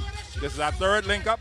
We will continue to move through the Providence and then eventually take it to the Family Islands to bring our message to all Bahamians all across the archipelago. And then finally, of course, one of those successful events that happened recently was the pre-planning by Jamal Strawn in the Nassau Village community following that storm. He's continuing to receive significant feedback. Talk about that for us. Well, I congratulated Jamal even before the storm came when I went and I spoke at his branch meeting to congratulate him on that magnificent edifice that he built in Nassau Village. And it basically proved to be a very valuable and wise decision on his behalf because it became a hurricane shelter for not only Nassau Village residents, but for many neighboring constituencies who wanted to come there and seek refuge during the flooding. So Jamal needs to receive a great deal of credit. He's a hard-working, talented young man, and we have many hard-working, talented men and women in our body, led by the maestro, our leader, and Prime Minister Philip Brave Davis. Well, of course, we'll have more coming out from tonight's event in the later newscast, but for now, reporting here from the Garden Hills Park for the Bahamas Tonight, I'm Lloyd Allen. Makusha, back to you in studio. Well, thanks, Lloyd. ZNS News learning that the Progressive Liberal Party's candidates committee, meantime, is expected to meet tomorrow to review all those hoping to vie for the Golden Isle seat. Now, one of them, Bahamas Agriculture and Industrial Corporation Executive Chair, Senator the Honorable Darren Pickstock, who told reporters today that he's ready to serve the people. Well, I have expressed my interest in that constituency, and so I would leave it to the powers in the Progressive Liberal Party to make the determination, but I have expressed my interest. I have deep ties in Golden Isles, the Golden Isles constituency, and I am ready to take the charge. As you know, I serve in the Senate currently. I'm the executive chairman of BAIC, and I'm ready to serve. A town hall meeting held recently for Pinewood residents to make known their concerns about the flood-prone area as the government takes steps towards implementing a new multi-million-dollar drainage system in that community. Lloyd Allen takes it from there. Crowd turning out at Cleveland Enius School Friday evening for that town hall in the Pinewood Gardens community as concerns were raised following Monday's flooding. Now, residents have been told about that $20 million drainage project, but still, questions continue. You have the social management of it down pat. That's what brought us here. We're looking at the environmental part of it. The oil that comes from our cars when it floods and you're putting it in the canal. I'm asking, how long is this plan going to take? How long has it been on the table? Because I've been here 40 years. Now, I appreciate you guys coming now. I mean, come on. Enough time is wasted waiting on when. Member of Parliament for Pinewood Gardens, the Honorable Miles LaRota, also shared on the project. There are some 5 reports that have been given dating back to the 80s and up to the 2020s as it relates to providing remediation to this vexing problem. Now, residents aired their concerns of loss and compensation for this decades-long drainage issue. On Friday, Senior Civil Engineer for Road Maintenance and Construction at the Ministry of Works, Francis Clark, laid out the details of that $20 million drainage remediation project announced recently, which includes roadside channels and routine maintenance. The program that we have is a loan agreement between the Inter-American Development Bank and the government of the Bahamas, and it has 3 components. Clark explains that apart from improving the drainage system in Pinewood Gardens, the loan will also help to improve national maintenance of roads and related infrastructure, as well as enhancements of the downtown flood management system. With tender for construction of the Pinewood drainage system set for November, the future system, he says, will be completely modernized, creating topical drains with filters. For the Bahamas Tonight, I'm Lloyd Allen. Well, an historic day for the Ministries of Agriculture and Education. The duo, with help from BAMSI, today launched an agriculture and marine cadet program at Government High School. And officials say 100 students have already signed up, eager to take the sector to the next level. Dawn Davis tells us more. Close to 100 students filled the Government High School auditorium on Monday, eager to get their hands in the dirt and seeds in the ground after witnessing the launch of the Agriculture and Marine Cadet Program. Minister of Education, Technical and Vocational Training, the Honorable Glenys Hannah Martin, encouraged the cadets to take full advantage of the opportunity. I want to encourage you to pursue it with passion, with vigor, with leadership as young people, so that you set the tone for those who come after you. Minister of Agriculture and Marine Resources, the Honorable Jomo Campbell, says R.M. Bailey, C.I. Gibson, C.V. Bethel, and the Government High School are the first 4 schools to lead the country to food security, building businesses, and changing lives. Through this cadet program, students will gain hands-on skills, structured training, and mentorship. In agriculture, cadets will learn about modern farming, greenhouse technology, crop management, and agribusiness. Junior Minister of Agriculture, 14-year-old Aquinas College student Cody Forbes used his personal experience with farming to attract more young Bahamians to the industry. My dad also had a big influence. He loved animals at a young age, and he passed that passion on to me. When we first officially started raising animals, we began on a friend's farm. But we were growing so quickly that we realized we needed a place of our own. I took it seriously. I did my homework. I researched who had the best animals, learned the different breeds, made contacts and connections, and even negotiated good prices. As an incentive, students enrolled in the cadet program will receive a stipend, and participating schools will receive $2,500 at the end of each year. At a special awards ceremony, the winners will receive $5,000, first runners-up will receive $3,000, and second runner-up $2,000. Another initiative officials say students would be allowed to keep the funds generated from their produce. For the Bahamas Tonight, I'm LaDawn Davis. This portion of the news is brought to you by Folk Call Smart Pass, the smart way to pay at the pump.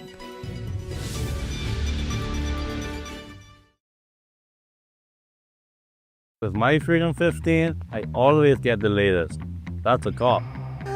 With my Freedom 15, I never miss the Facebook drama. With my Freedom 15, I can call my friends on the Alive network at any time.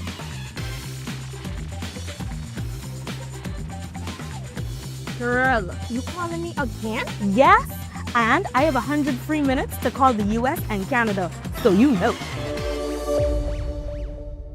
Things may be tough, but Wendy's got you covered. Grab a day single or chicken sandwich with a junior fries and 16-ounce beverage for just $6.95. Why choose less from the other guys when you can get more? At Wendy's, we're providing bigger bites and better deals. So purchase your Tings Tough Value Meal today. Now available at all locations excluding the airport and food truck. Are you or a loved one under medical care? Do you need affordable medical supplies? Ports International is the largest home healthcare supplier. Medical supplies at the very best price, and you can even shop online. From hospital beds to wound care, wheelchairs to walkers, Ports is a one-stop shop for your medical supplies, and we accept insurance. We have online shopping and 2 locations to serve you, at the Airport Industrial Park and Shirley Street. We also ship to the Family Islands. Shop online and visit us on Facebook. Call Ports at 377-1771. A digital wave is making its mark across the Bahamas. From Grand Bahama to Anagua, Bahamians are embracing smarter ways to pay. The Pay Fast, Live Digital campaign, launched by the Central Bank of the Bahamas and the Clearing Banks Association, is bringing safe, fast, and convenient payment solutions to every island, from online banking to mobile wallets. We had an incredible turnout, so it gave us an opportunity to have a conversation that they can also be a part of and appreciate. Remember, the people over 60 and around 60, the fear that you talk about, we understand, and we have persons to be able to assist with that. I learned that digital banking is going to be one of the biggest ways that us as Bahamian kids will benefit in the future. It has to start somewhere, and this is a good start. We're empowering communities, one town hall at a time, for families, for businesses, for you. Let's live digital. This portion of the news is brought to you by 700 Wines and Spirits, bringing celebration across the nation. It's a big no-no, but experts say for healthcare, still a taboo topic for men across the country, as many have opted to avoid necessary medical treatment. The end result, however, higher rates of diabetes, high blood pressure, and even cancer. The good news is a forum, the request of a team at Bahamas Harvest and Nazarene Baptist churches, sets out to create a safe space for men to discuss issues and get the answers needed toward wellness. The event is set for this Tuesday at 7 p.m. at Bahamas Harvest Church. Here's a gastroenterologist and internist at the Princess Margaret Hospital, Dr. Eugene Marcus Cooper, on why it's particularly important for men to attend. We're finding, and statistics support the fact that men are dying earlier than women, and we're dying from lifestyle diseases, heart attacks, strokes, kidney failure, acute cardiac death. So a lot of these things are avoidable. Cancer, particularly prostate cancer, colon cancer. Men are not doing a good job of getting themselves checked out. They're not addressing their health issues. And so the purpose of this meeting is to get men to be proactive about their health, not reactive about their health, to go and get their annual checkup, to explain their symptoms to a doctor instead of telling a friend, to get the information that they need to stay healthy. Well, on a lighter note, we toss it over now to Royston and Marlena for a taste of what's coming up in Access Now. Well, Makushla, we have Bahamian author Dayneth Taylor with us tonight. She's going to be showing us her newest collection of children's books. Royston, I want to know, if you were going to write a book, what would it be about? What kind of book would it be? That's an excellent question. I think something surrounding the mantras of not waiting for star alignment and maybe failing forward. Something in that. Ooh, I like it. Motivational, love it. Mine would be high fantasy. There are dragons everywhere. What about you, Kush? Raising kids in a crazy world. I think I'd go with something along that line. That sounds good too. It's now called So Ghetto to Raise Kids. Stay with us. The Bahamas Tonight. The National Report continues after this.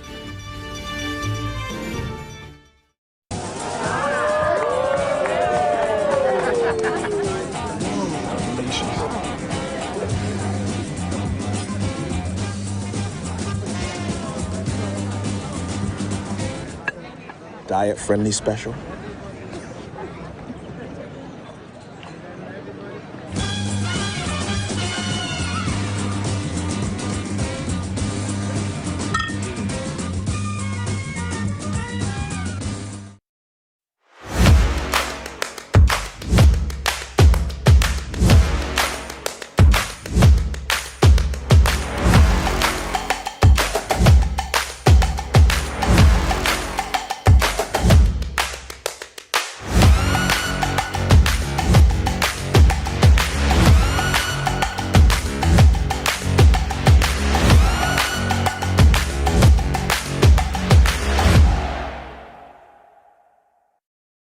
Sting Junkanoo Group is celebrating 25 years of music, and you're invited to the greatest show ever, counting down the years, performing hit song after hit song. Stevie S, Colin McDonald, KB, Dyson Knight, and D-Mark. Saturday, November 1st at the Farm Marshall Road, 8 p.m. until. Tickets can be purchased online at www.bahamasettickets.com for your skybox or to be a food vendor. Call 424-6433, 477-0191. Sponsored by ZNS, Island Luck TV, The Farm, Gatorade Today & Co. Limited, Chris Minute, and Associates.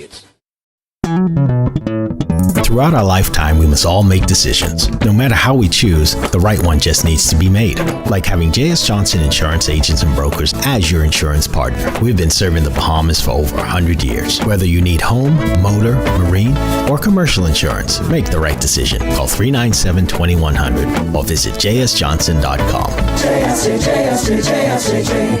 Johnson Insurance, peace of mind.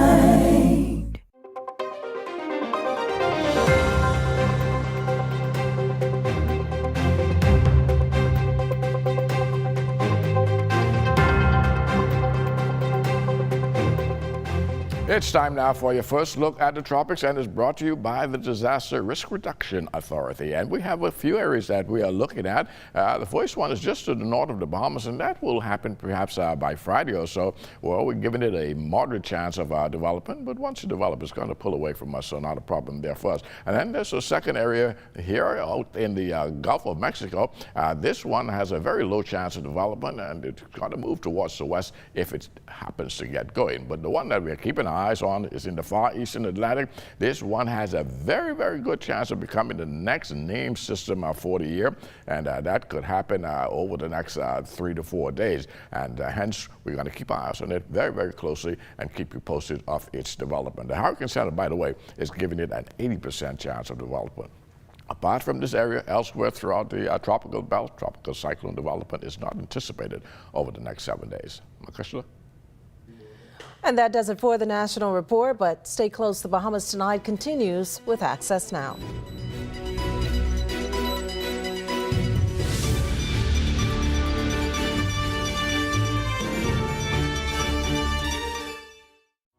Health is the greatest gift.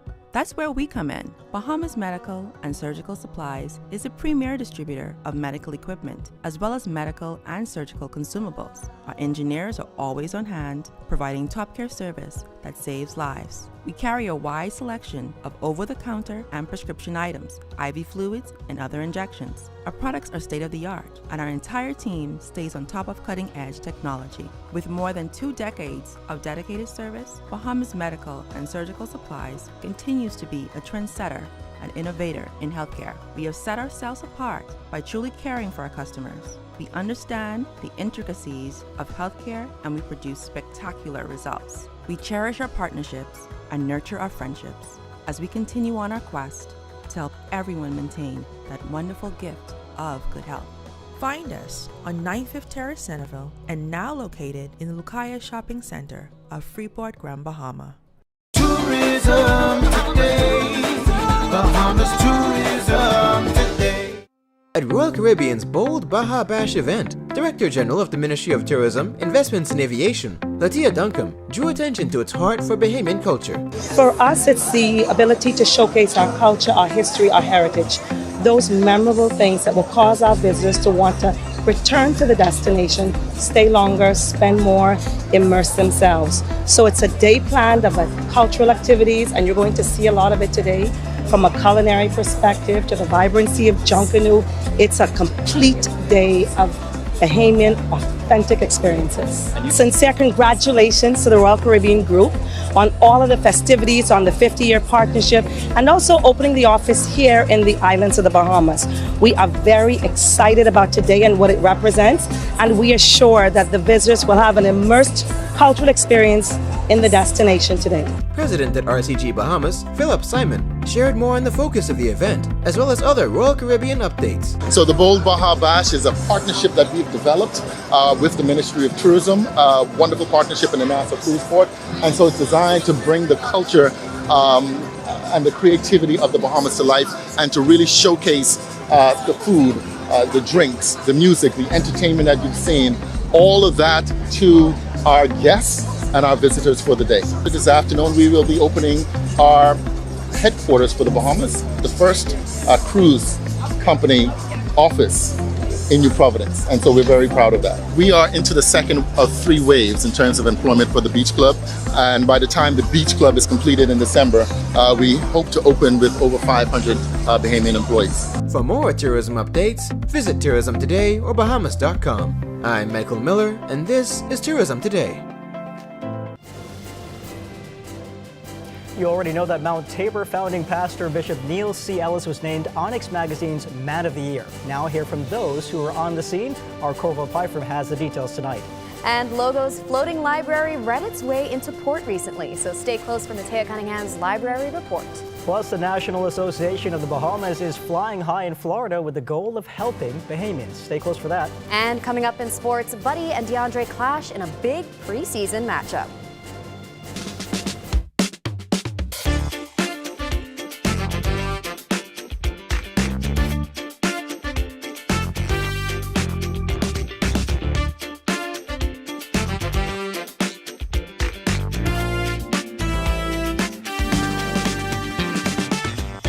The Bahamas Tonight Access Now starts now.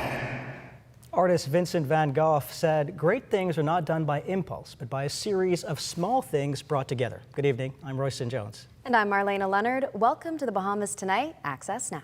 The Dallas Cowboys actually won a game this weekend. The fans are acting like they won the Super Bowl already. Well, let's give them some props.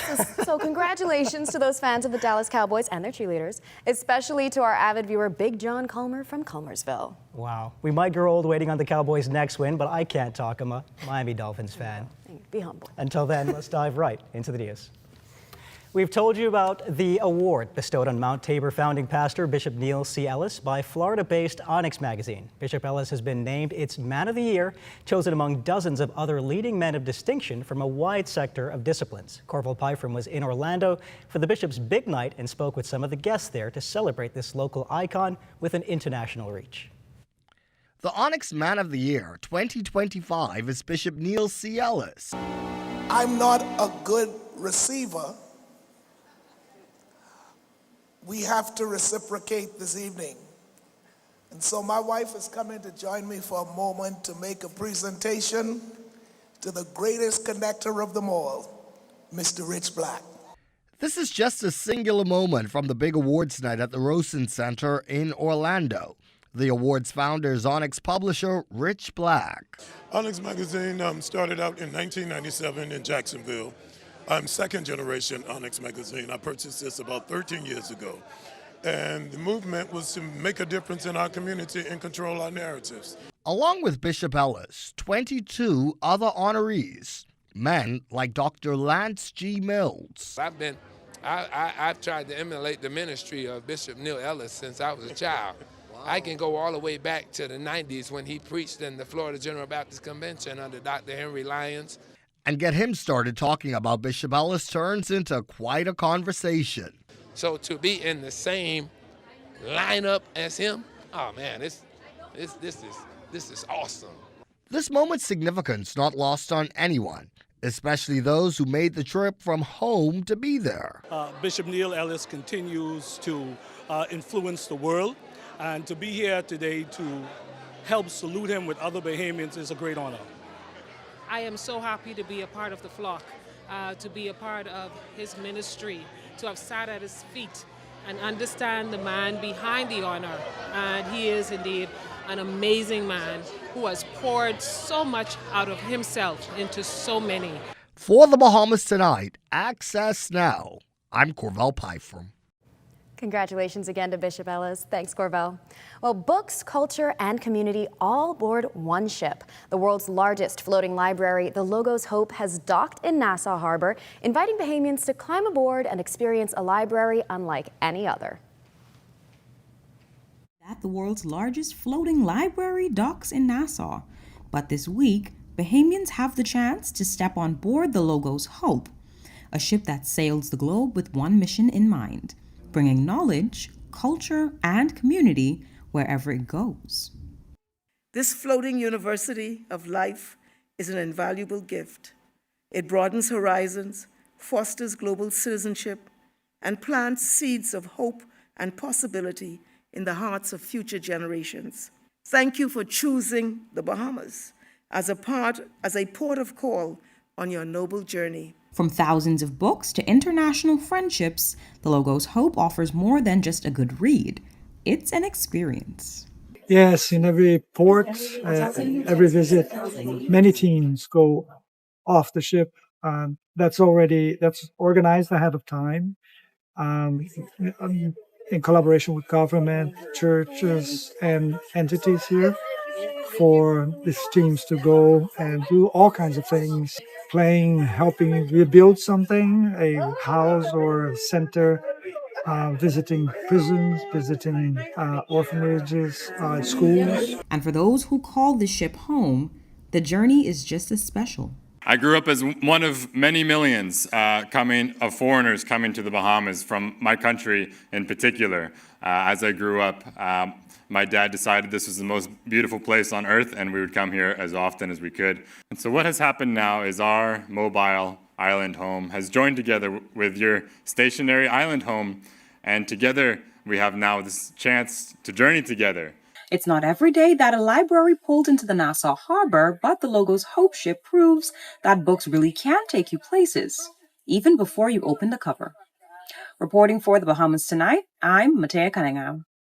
If you didn't know, the Logos Hope launched in 1970 and has seen 50 million visitors worldwide already. Thanks, Matea. Back in 1993, Bahamians living across South Florida started the National Association of Bahamas, designed to create a space for pooled resources and to generate support at various levels for Bahamians back at home. 32 years later, those efforts continue as the organization is preparing for its annual fundraising initiative focused on supporting tertiary aspirations for young Bahamian students.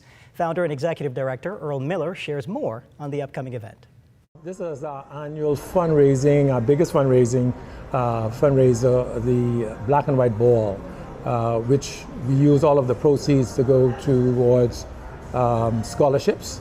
And this year we'll be giving out some 6 scholarships to deserving students to further their education. When I came here some 40 years ago, I'm going to date myself here, all of us was young. We were working for tourism. I got together with some of my friends and said, let's start this organization so we could help our fellow Bahamians, especially when you look at us being in the hurricane belt and we know it is not if, it's when a hurricane is going to hit. We'll be prepared to be able to do some things right away. The gala is set for October 25th at the Florida Memorial University. The attire is black tie with shades of blue. Tickets are priced at $140, with the event promising to be a memorable experience. Miller shares more on how you can get your tickets. All of that is online. They can pay online and they can get the ticket. We really wanted to spread this movement to all of the other major cities like New York, Chicago, and the like. We contacted those cities, found out that they had some organizations, Bahamian organizations, which filtered out, and we're still on that path. Still to come, author Dayneth Taylor is here for the kiddies tonight, right after the break. Our Basil Dean is live in studio also after the break, so stay close.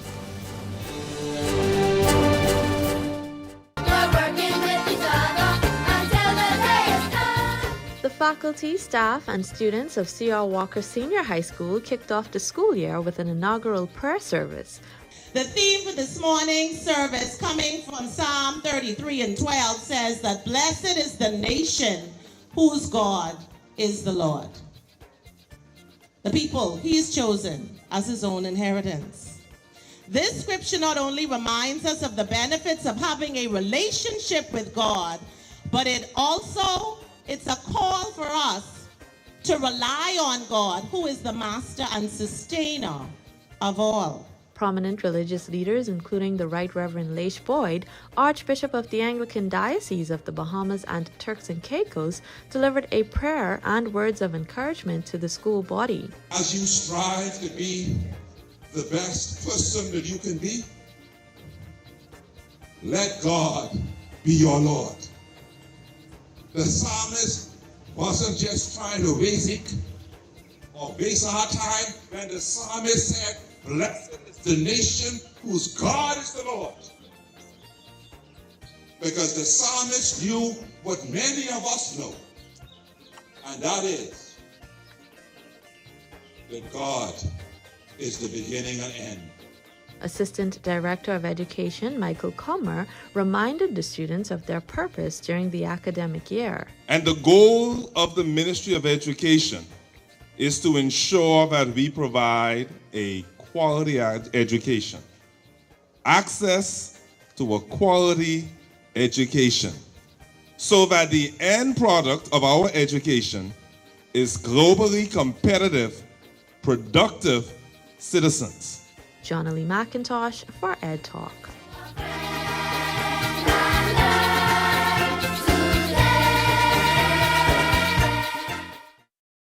Hello, bonjour, hola, hello, ciao.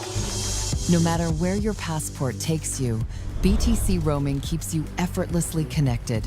Enjoy seamless calls, lightning-fast data, and affordable roaming across the globe. No SIM swaps, no stress. Just one network, working everywhere. So go ahead, explore the world, and still be just a call away from home. It's guaranteed you will save. Just shop the specials at Super Value or Quality supermarkets. Cardinal evaporated milk, 13 ounces, $1.09. First choice sugar, 4 pounds, $2.59. Kellogg's giant size cereals, assorted, 23 to 28 ounces, $6.39. Fresh limes, large, 3 for $1.19. Whole chickens, $1.99 per pound. Catch a break whenever you shop the specials at Super Value or Quality supermarkets.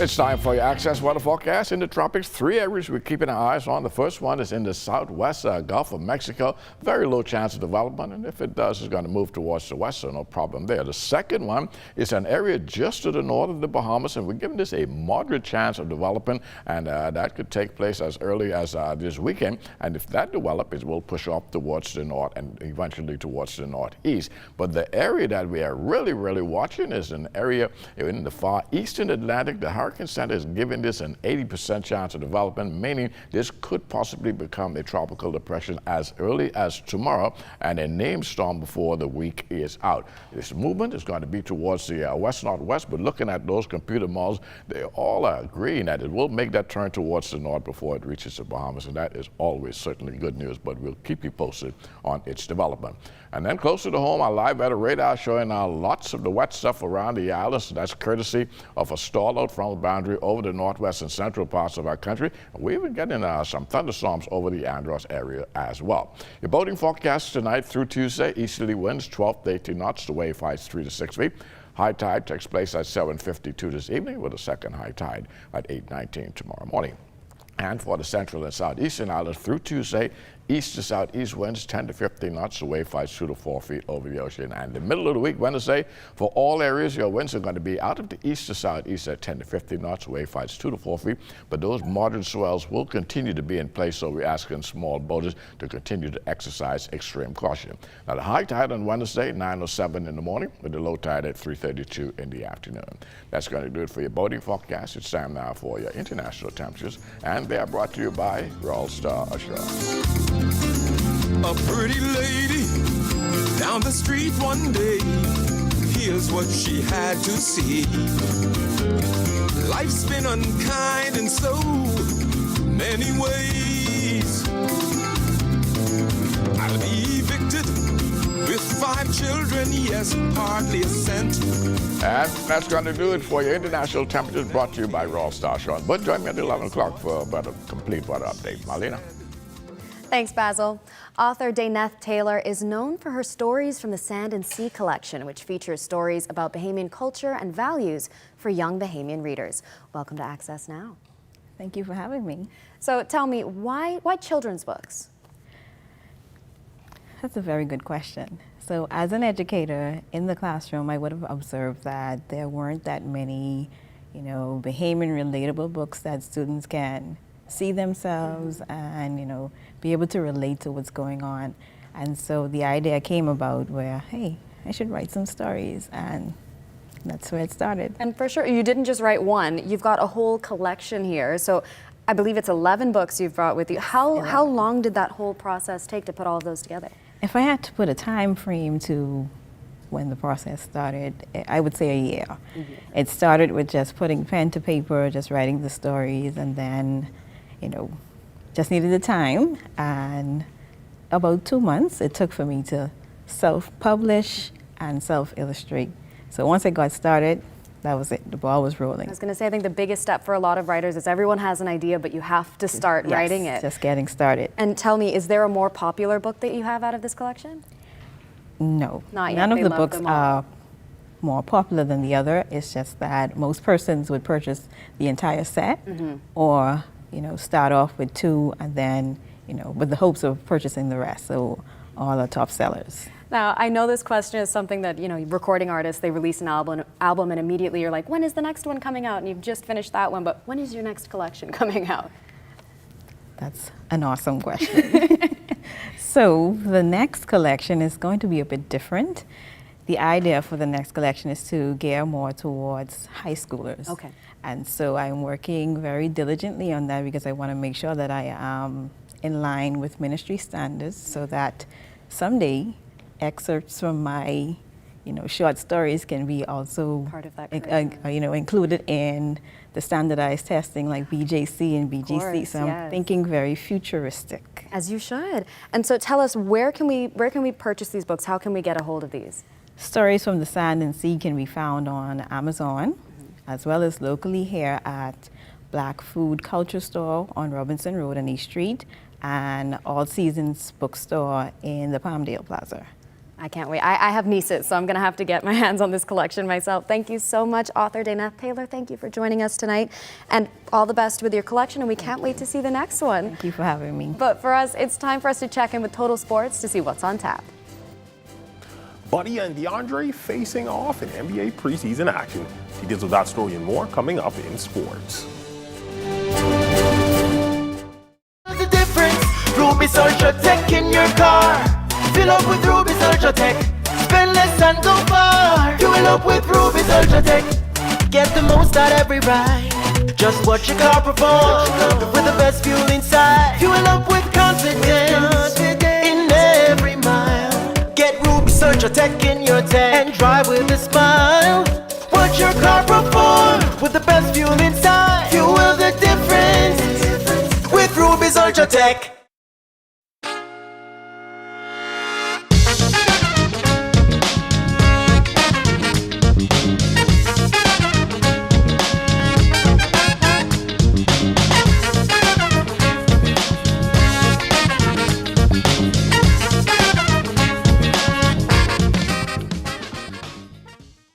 It's Bahamas' biggest night this November 1st. Join Alliance Promotions, YBE Promotions, Bahamas Ministry of Tourism, and Bahamas Air as they present the Fall in Love 90s R&B Concert Series at the National Stadium Ground, performing for the first time.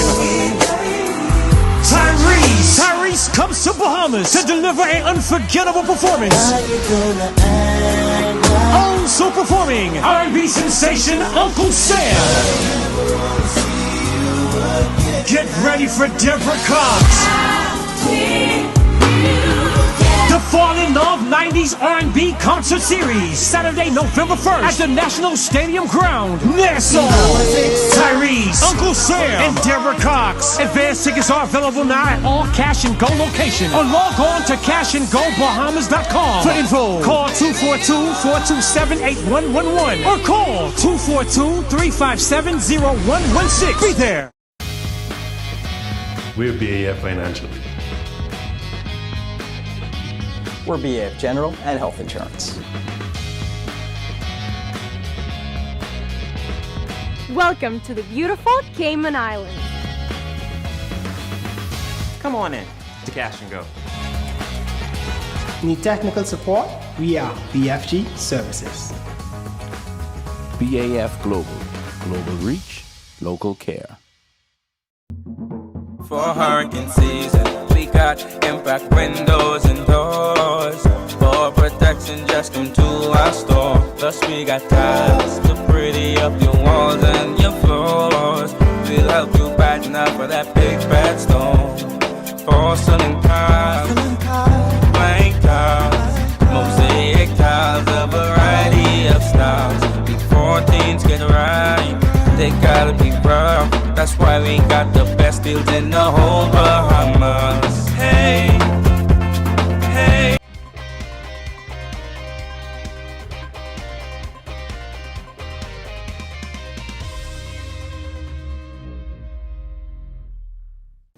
Welcome to your Monday evening sports check, everyone. I'm Amajal Knowles, topping sports. It was a battle of the Bahamians last night in the Bay as DeAndre Ayton donning a new jersey and a new look as a new running mate of Luka Doncic and LeBron James with the Los Angeles Lakers, taking on Buddy Hield and the Golden State Warriors in the Dubs preseason opener. Be Buddy and the Warriors getting the best of Ayton and the Lakers, escaping with the 111-103 win. Buddy posting 11 points in the win, going 5 of 10 from the field, including 1 of 4 from behind the three-point arc in 18 minutes of play. In the loss, Ayton posting 7 points in 21 minutes of action with 7 rebounds and 2 blocks. Next up for Buddy and the Dubs, a showdown with the Blazers on Wednesday, while the Lakers will face the Warriors again on Saturday. In news from the MLB, Jazz Chisholm Jr. and the Yankees facing an 0-2 deficit is after getting defeated by the Toronto Blue Jays 13-7 on Sunday. Jays rookie pitcher Trey Yesevich set a Blue Jays postseason record by striking out 11 Yankees in 5 no-hit innings. A rough day for Jazz at the plate as he would go 0 for 4 with 1 strikeout. The Yankees are now in a do-or-die position and must win 3 games in a row to keep their World Series hopes alive. The good thing for them is the series now shifts back to the Bronx, where the Yankees will host Game 3 and 4 if necessary. From over the weekend, a tennis legend partnering with a local mega resort to help grow the sport of tennis in the country.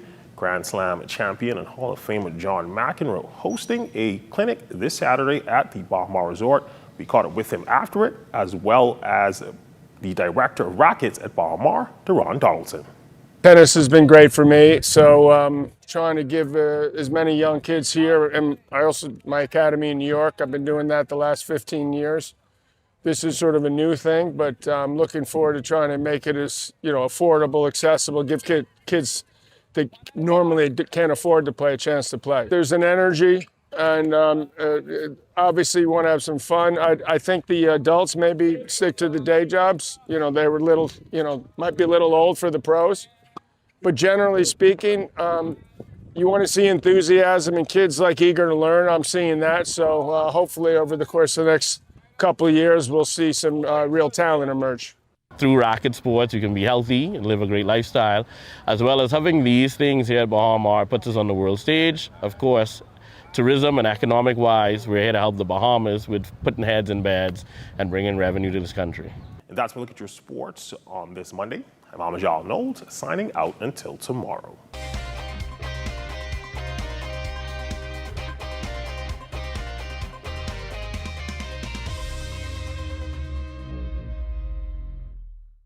It's the glitziest night in agriculture, where roots run deep and the spotlight shines bright. The Agrarian Awards 2025 takes center stage on Saturday, October 18th at the Atlantis Paradise Island Grand Ballroom, and you need to be there. Presented by the Ministry of Agriculture and Marine Resources and the Agricultural Development Organization. Get your tickets now at adobahamas.org or call 397-7400 for more information. The Agrarian Awards 2025, planting with heart and soil. Comfort Suites Paradise Island is the best kept secret in the Bahamas. Located directly next door to the Atlantis Resort, you'll receive all the privileges of an Atlantis guest with all the benefits of a Comfort Suite stay. Enjoy everything Atlantis has to offer, including Aquaventure Water Park, plus all the amenities of Comfort Suites. Free Wi-Fi, free breakfast daily, and kids stay, play, and eat free. Visit ComfortSuitesPI.com.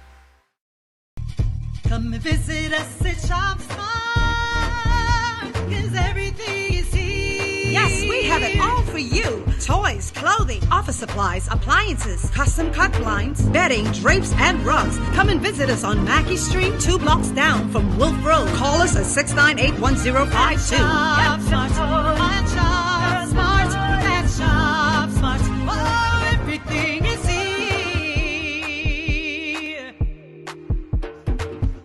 The internet isn't just for surfing. There's a sea of shoppers buying online, and you can connect with them on Tingsy. Tingsy is the SBDC's online storefront built for Bahamians. Take your business to the next level by selling to customers online. both at home and around the world. People want Bahamian tangs, and if you got tangs to sell, sell on Tingsy.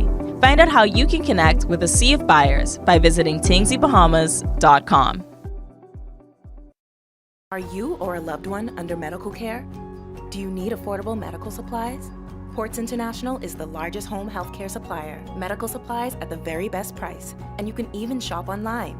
From hospital beds to wound care, wheelchairs to walkers, Ports is a one-stop shop for your medical supplies, and we accept insurance. We have online shopping and 2 locations to serve you, at the Airport Industrial Park and Shirley Street. We also ship to the Family Islands. Shop online and visit us on Facebook. Call Ports at 377-1771. You're looking at a shot of evidence of our #1 industry, tourism. We can see some guests having fun in the sun there on a boat, and that shot comes courtesy of our drone pilot, Kyson Miller. Good job as always, Mr. Miller. Well, let's take a trip down to Hot Cat Island. Let's go.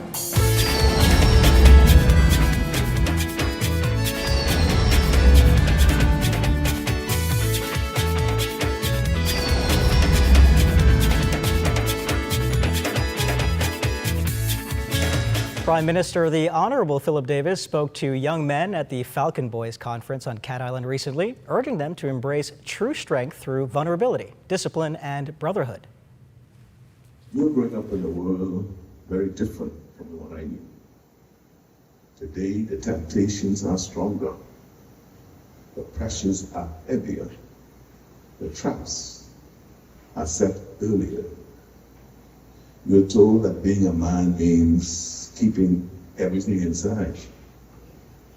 You're told that to be tough, you have to show no weakness, no emotion, no fear.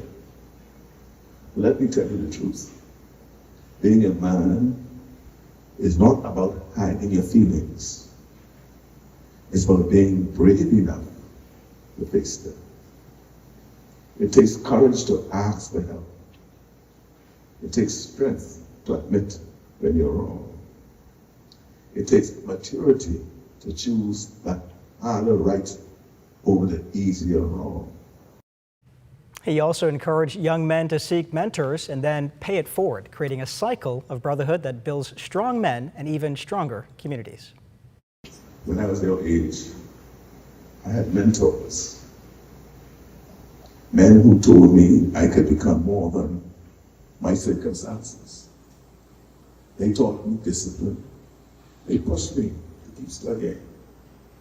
They guided me when I was lost. But yes, I was lost too.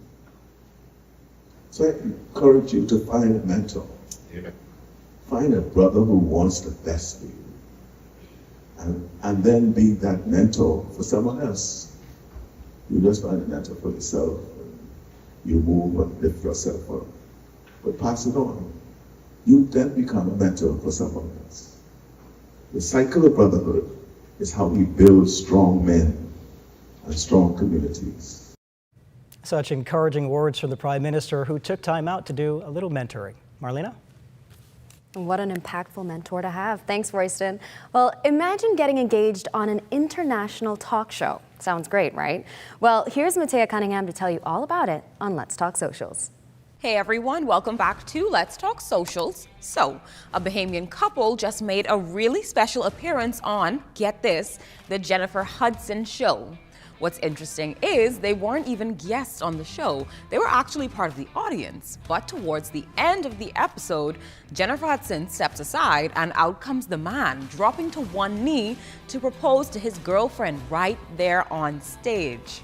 The audience instantly lit up. Jennifer was smiling, crying, and cheering them on. And it turned into this emotional, beautiful moment that caught everyone off guard. Now, before we go, somebody want to do something, is it you? Well, go ahead. Guys, you know, you've been my happy place for the past 1,455 days. I want to continue spending my life with you. Let's take this a step further. Will you marry me? Now, I didn't hear you say yes, sir. She said yes.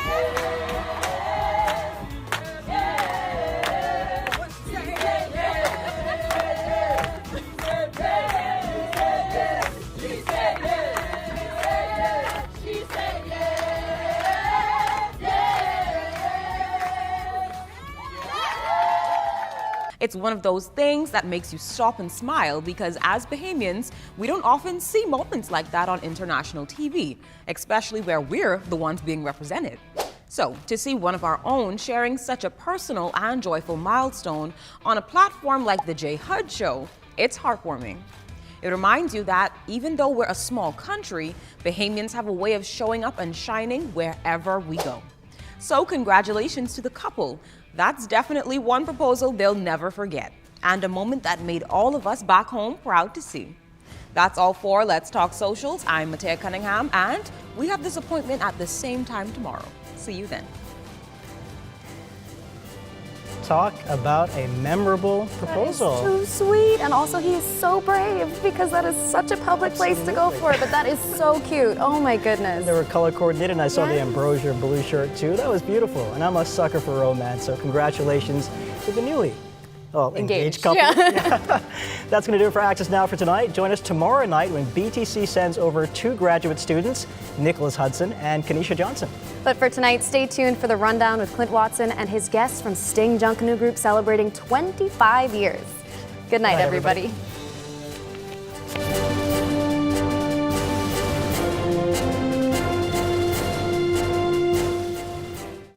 Our marine resources were once considered inexhaustible. Conch and reef fish like grouper were abundant everywhere, and it seemed as if the lobster catch would rise forever. But today, there is a downward trend that affects everyone.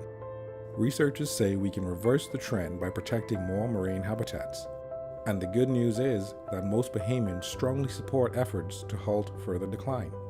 Tripling the size of our network of marine parks will mean more fish and conch for everyone, now and for the future, as well as more recreational and ecotourism opportunities. Today, only 10% of our waters are protected. Surveys show that most Bahamians consider protection of our marine environment to be a top national priority. More protection means more benefits for everyone, now and in the future. It's a win-win-win strategy for the economy, for Bahamians, and for nature. Protect our sea, protect our way of life, protect the Bahamas. See the future. Visit Bahamas Protected on Facebook to learn more about marine protected areas.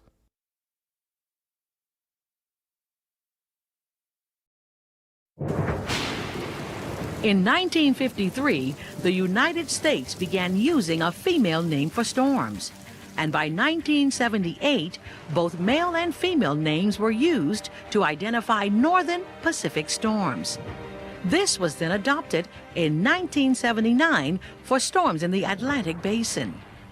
The National Hurricane Center does not control the naming of tropical storms. Instead, there is a strict procedure established by the World's Meteorological Organization for Atlantic hurricanes. There is a list of male and female names which are used on a 6-year rotation. The only time that there is a change is if the storm is so deadly or costly that the future use of its name on a different storm would be inappropriate.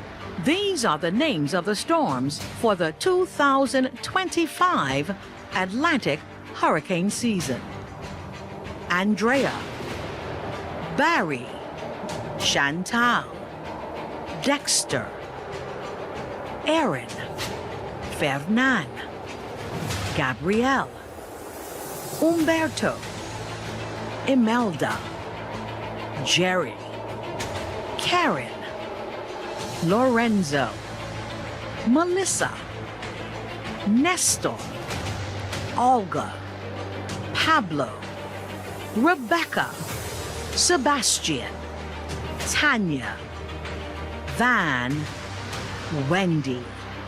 This public service announcement was brought to you by the Broadcasting Corporation of the Bahamas in conjunction with the Disaster Risk Management Authority.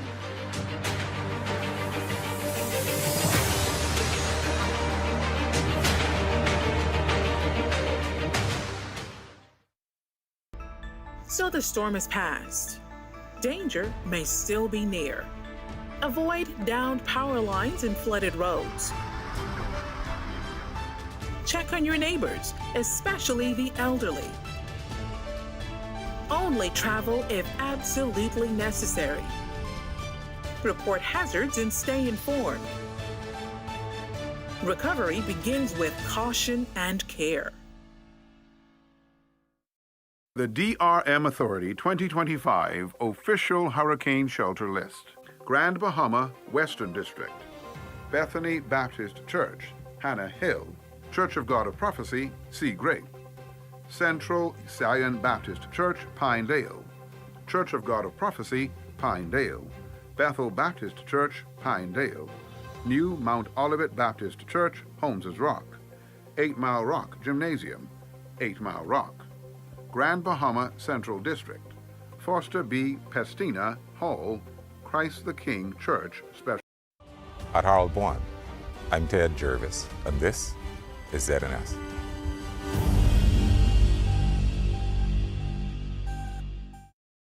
The Rundown is brought to you by Commonwealth Brewery Limited.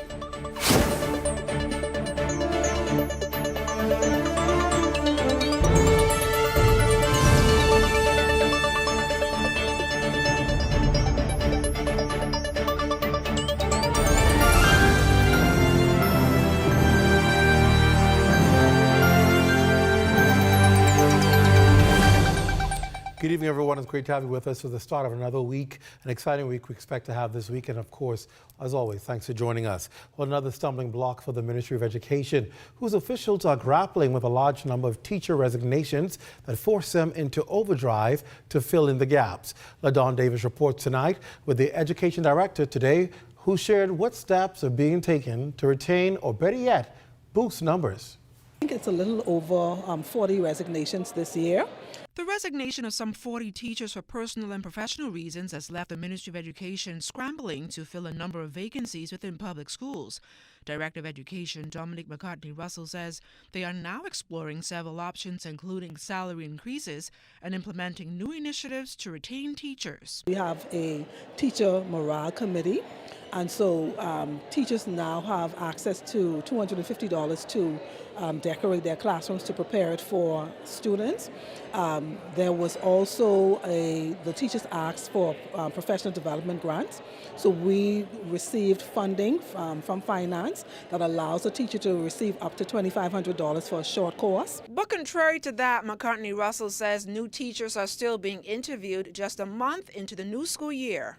We would have interviewed a little over 15 persons on Saturday, and we would have identified 4 language teachers, 2 music, 1 visual arts, 1 computer studies, 1 agriculture, and 2 phys ed. And from here, of course, their credentials go to NACOG, because we have to make sure that they are proficient.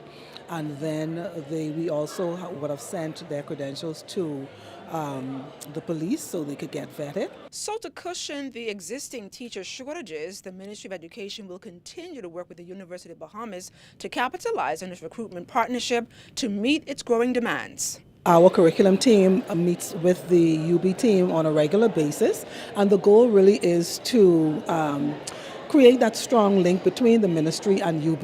We let them know what some of our concerns are. We also let them know what some of our needs are. And so they work with us to strengthen our curriculum. We work with them to strengthen their preparation programs for teachers. The Education Director remains hopeful that the issues surrounding teachers will be rectified so that the students can receive a good quality education. For the Bahamas Tonight, I'm LaDawn Davis.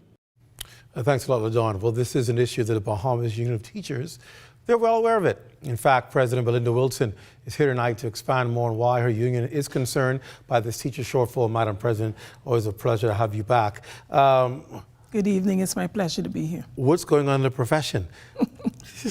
That's the best way to start off. What's going on in the profession? Well, actually, there's a number of things that's happening. You would have the non-Bahamian teachers, some of whom resigned and they returned home. You have Bahamian teachers, some of whom are frustrated and they left. And I know that they would be in human resources, they would be in the hotels, in the insurance companies. Would we also notice that there's a number of them that went to Canada? Really, to work? Canada to teach, they're teaching.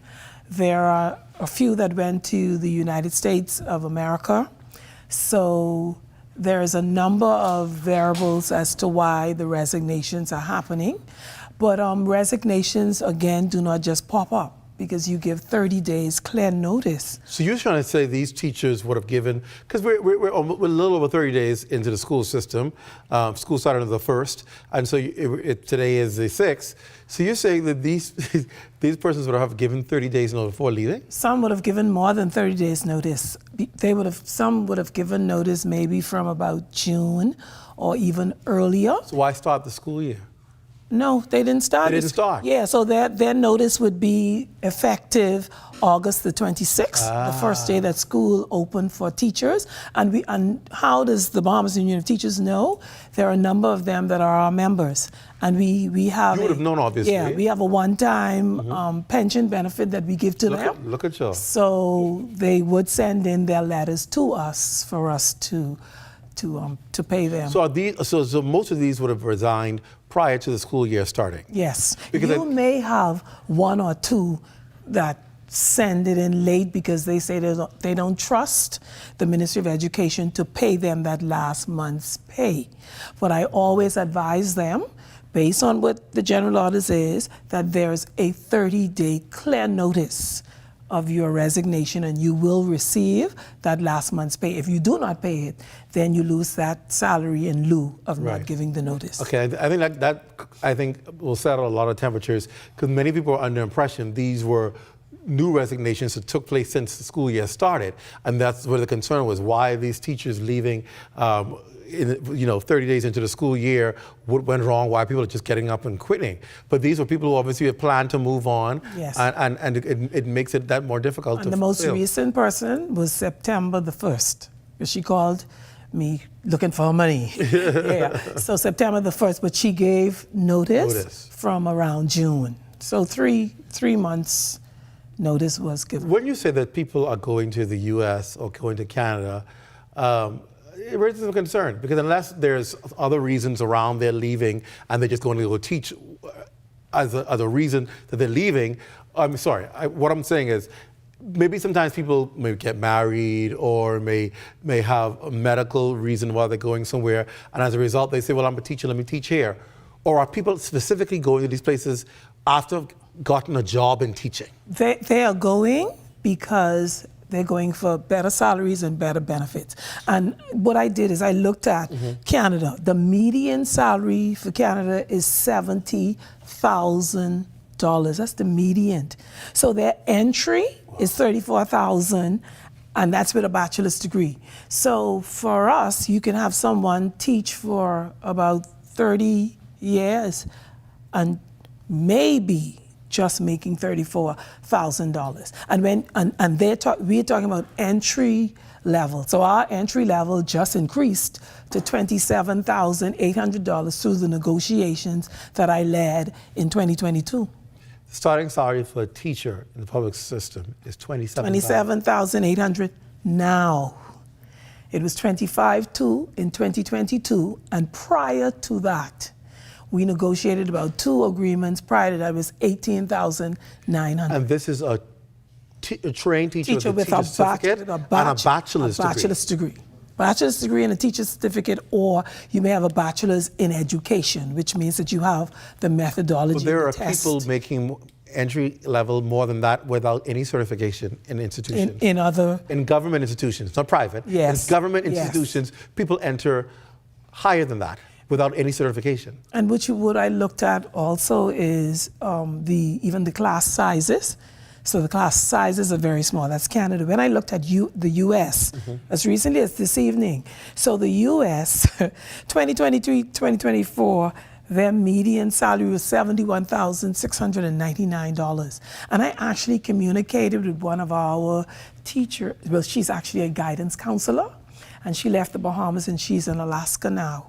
Wow. So she started in 2023 in Alaska at $85,000.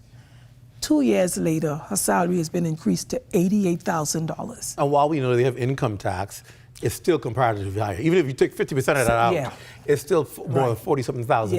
Yeah. So she said after income tax and everything, she's probably left with about $67,000 to $69,000. They're paying her housing and she gets other allowances, and they also have a medical insurance. And she took her granddaughter. So her granddaughter is in the medical plan. And for 2 years, since she's been guidance counselor in Alaska, she said toward her pension, she's already accumulated $19,000 in the 2 year. How do you compete with that? You cannot compete with the benefits and the salaries, but what you need to do is you have to respect, first of all, the teachers. You have to communicate with them. You have to use whatever incentives you can find in order to attract and to retain the best of the best. And I can say to you, I believe that some of our teachers also left for private schools. You know, the private schools don't pay as much as we do, but the class sizes are smaller. Most likely they would have more parental support and involvement. And some left to be in their family businesses. Others, I have about 2 of them that left because their children are autistic, and they were unable to get them into the school and to get them the proper training that they need for special education. So I know we're here to talk about that tonight, but that's a serious issue because we don't have sufficient schools, and if you look, there are more and more Bahamian children who are finding out they're on the spectrum. The spectrum, yes. And where do they go? Because we're not keeping pace with the amount of kids who have been diagnosed with autism. We have a few centers at a Garvin Tynes or a Gerald Kiash and some of the other schools, but I think there has to be a greater focus.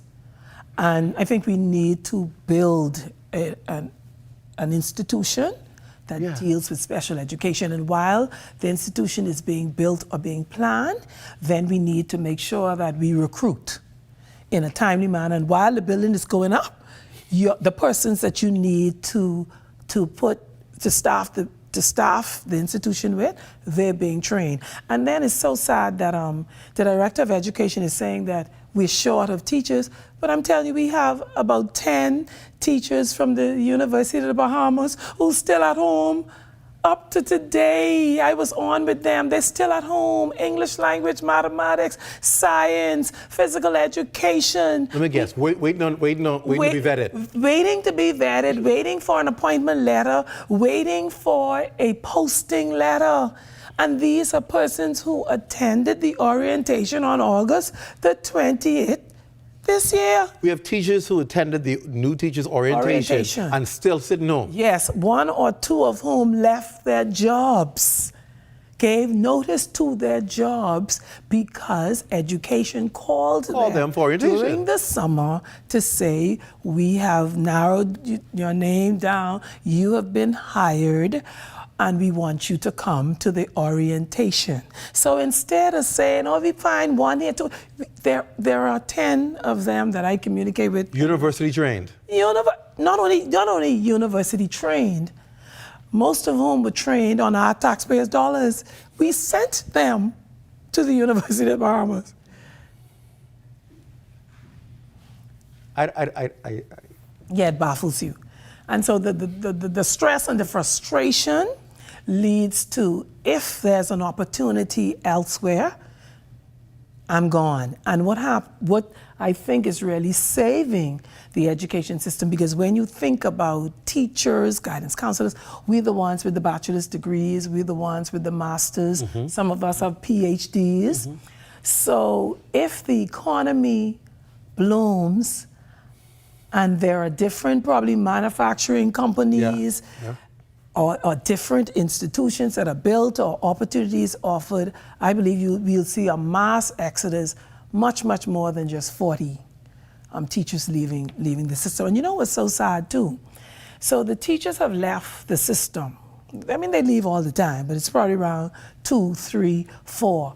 But you have 40 that left the system. I know that I asked them, why are you leaving? So I'm able to tell you, well, I left because my child is autistic and I'm trying to get him the proper education. I'm leaving because I got an opportunity at an insurance company or at a hotel or another establishment. So I wonder if the Ministry of Education even paused to contact those persons. See, because for me, if I'm getting all of these resignations, I'm not approving them right away. There's a phone number there for that individual, so I'm going to call you to find out what is the reason why you're leaving. Is there anything that we can do to retain you, to keep you in education? Because we need the teachers, we need the teachers' aides, we need the guidance counselors. They are needed. And we don't understand that this has a long-term effect because these are the people who are going to prepare the next generation to lead in this country. I believe when we talk about teacher shortage, I don't think people really realize what happens, you know. For example, let's just say there's an English language teacher that we have, we call it a teacher X timetable. So if I have a timetable for you, that's 20 teaching periods where there's about 250 students impacted who do not have a teacher. So it isn't just, oh, we have a shortage. And then what happens is you may then get a teacher to substitute. So if I'm teaching in an area that's not my expertise, I don't have a minor in it, all I'm doing is babysitting. So I say to them, take out a book and read it. Or some teachers say, Ms. Wilson, you know what I do? I teach my subject. So that means that there's a subject that is on that timetable that is supposed to prepare them not only for BJC, GLAD, BGCSE, but for the world. And so we really in a quandary. And like, it's so sad for me. I've been saying it so many years. I just hope and pray that by the time I retire, that I can really just smile and say, we've done it. We have improved education and the functions. Because yes, we have policies, we have procedures, we have industrial agreements, we have the Education Act, we have everything. But who is executing the work? How is it functioning? Who is managing? Who's looking at the strengths and the weaknesses? And how do we improve year in and year out? But it's perennial, every year. It's the same cry. Y'all can actually edit my cries at the beginning of the school year and just put a different year to it, because it's the same cry. Teacher shortages. And we even talk about, when I heard Minister Pia Glover-Rhodes speak about having unskilled youth, and that's why the youth unemployment is so high.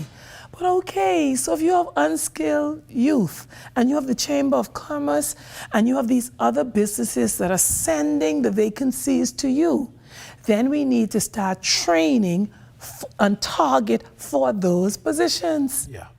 We have to find a new way to Yes, we have to do it differently. Yeah. So we keep doing it the 1971 and 72 way. We are in the 21st century. You got to change the method. And we keep talking about the four walls. Sometimes you have to take them outside of the four walls. There you go.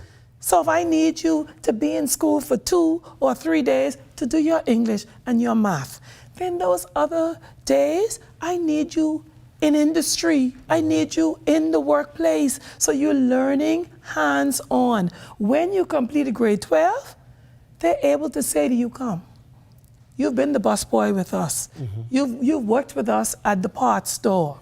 We can hire you even if they then do more on-the-job training and even invest in them to send them off probably to the BTVI or to the technical schools for them to learn and be certified in what it is that they're doing. But we have to do it differently. We got to move now. We have to. Move now. Madam President, thank you for talking with us tonight, and hopefully we'll find a resolution to this problem sooner than later. Yes. Thank you again. Thank you too. Stay with us. We come back. Hey, the rest of y'all, stay with us. Solidarity forever. Don't leave now. There is one Belinda Wilson. Only one. Stay close. We're back after this. We're talking politics. We're back. Stay close.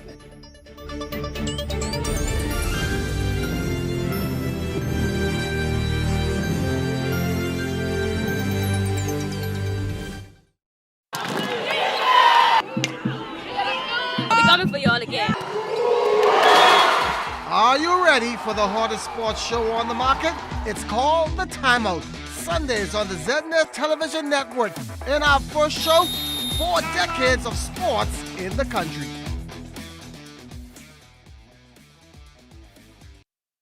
What's trending in business? Who's making major money moves? And how's it shaping your future? This is Economics, your front row seat to the biggest stories in business, innovation, and finance. Powered by the Sand Dollar, the digital currency of the Central Bank of the Bahamas. It's fast, secure, Bahamian. We're breaking down the numbers, the news, and what it means to you. Tune in every Thursday at 6 p.m. for the trends, the insights, and the stories that matter. Get informed, get inspired, get in the mix with Economics.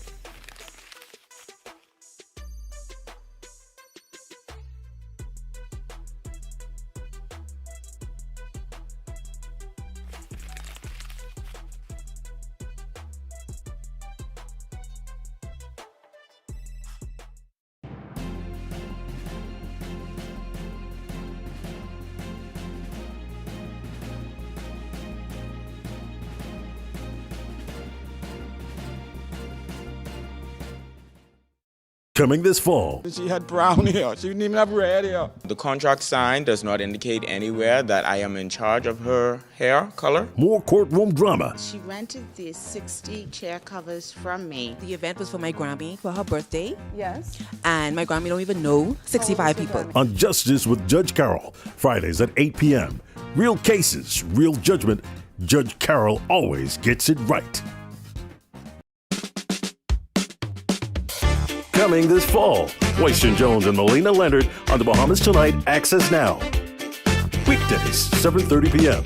Tune in and get your fill of community news, Family Island news, entertainment, and, well, sometimes slithering animals.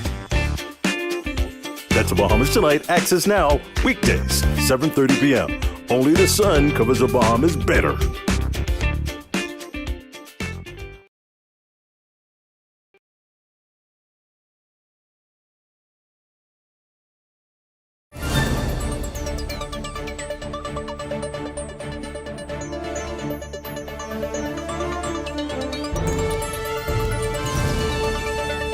Welcome back to the show. Special good night to all of you who are watching wherever you are throughout the country on your platforms, Flow TV, Cable TV, YouTube. Those of you who are here in the lines, and I see you. It's always a pleasure to have you. Turks and Caicos Islands, and of course, those watching in the Caribbean and around the world.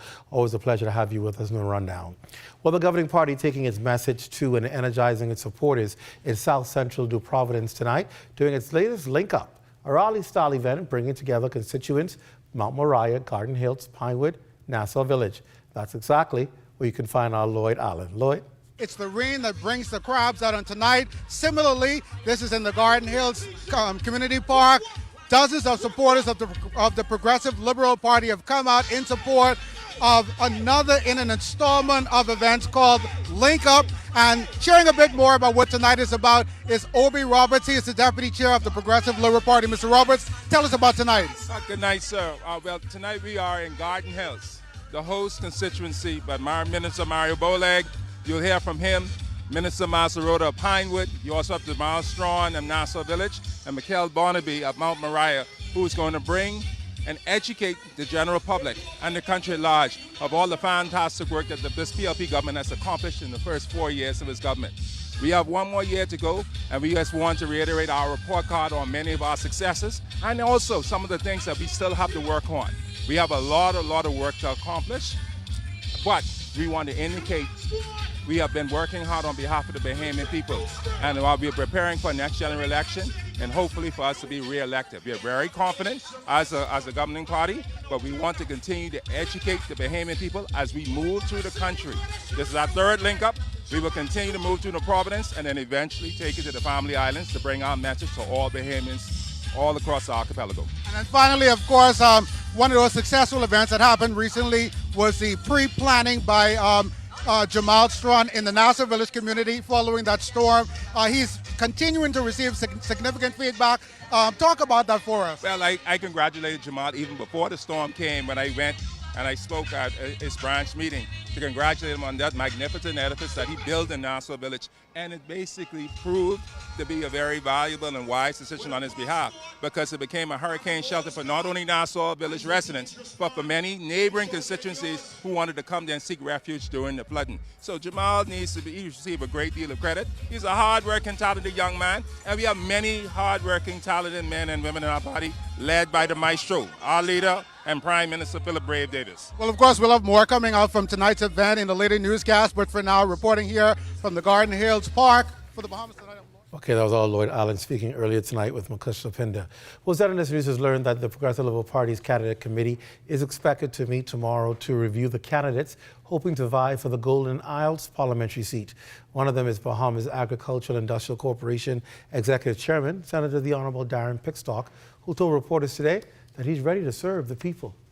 Well, I have expressed my interest in that constituency, and so I would leave it to the powers in the Progressive Liberal Party to make the determination, but I have expressed my interest. I have deep ties in Golden Isles, the Golden Isles constituency, and I am ready to take the charge. As you know, I serve in the Senate currently. I'm the executive chairman of BAIC, and I'm ready to serve. All right, there you have it.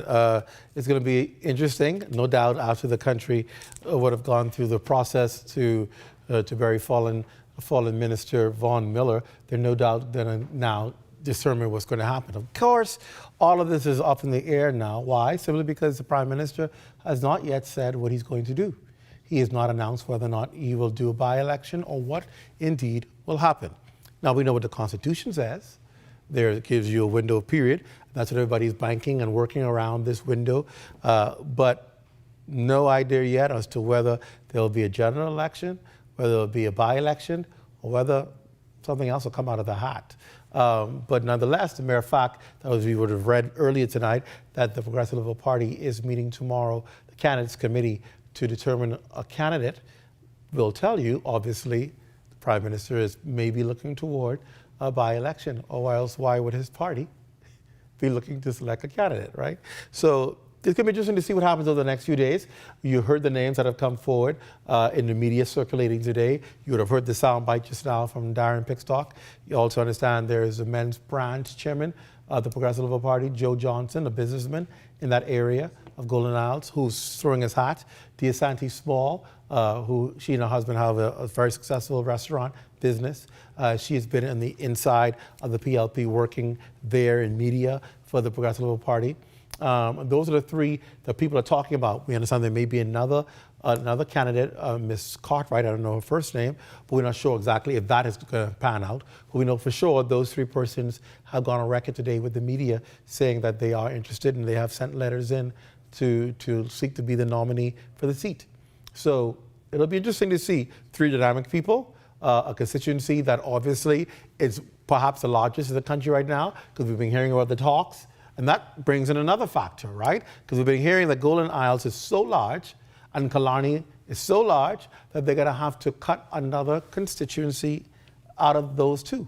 And if that happens, we have surely heard soon enough on Wednesday, Parliament will head back after its long recess. We know the Boundaries Commission report will be presented at some point in this session, and that decision will be made as to whether there'll be another seat. So the question then is, you're going to have a by-election with the same 7,000+ members in Golden Isles, and then if that boundaries cut happens, Golden Isles won't be the Golden Isles that you know today, or that will go to a by-election. In the general election, Golden Isles will have been cut if that happens, and it will be a new constituency coming out of that. So then, does that change the dynamics? Does a person, if there's a by-election, who wins, necessarily will win in the general election if you have a new Golden Isles constituency because of the new boundaries cut? Could those dynamics cause it to be a new outcome? All interesting points that are going to come out over the next few days. And it's going to be interesting to see how that works out, how that pans out, and whether indeed is a by-election. But of course, ZNS News will continue to follow closely as to what's going on. But for now, we know that indeed tomorrow night, a big night for the Progressive Liberal Party, as their candidates committee will meet and interview those candidates who are vying for that replacement seat in Golden Isles. and then we'll find out after that what the next move will be. But of course, you'll have it here first. Whoever that successful candidate is, we'll have them here in the rundown first to talk to you. All right, let's go to break, and when we come back, it's Sting Time. Somebody put a sting on me. Is that the song? Yes, it's S-T-I-N-G. Somebody, something on me, yeah.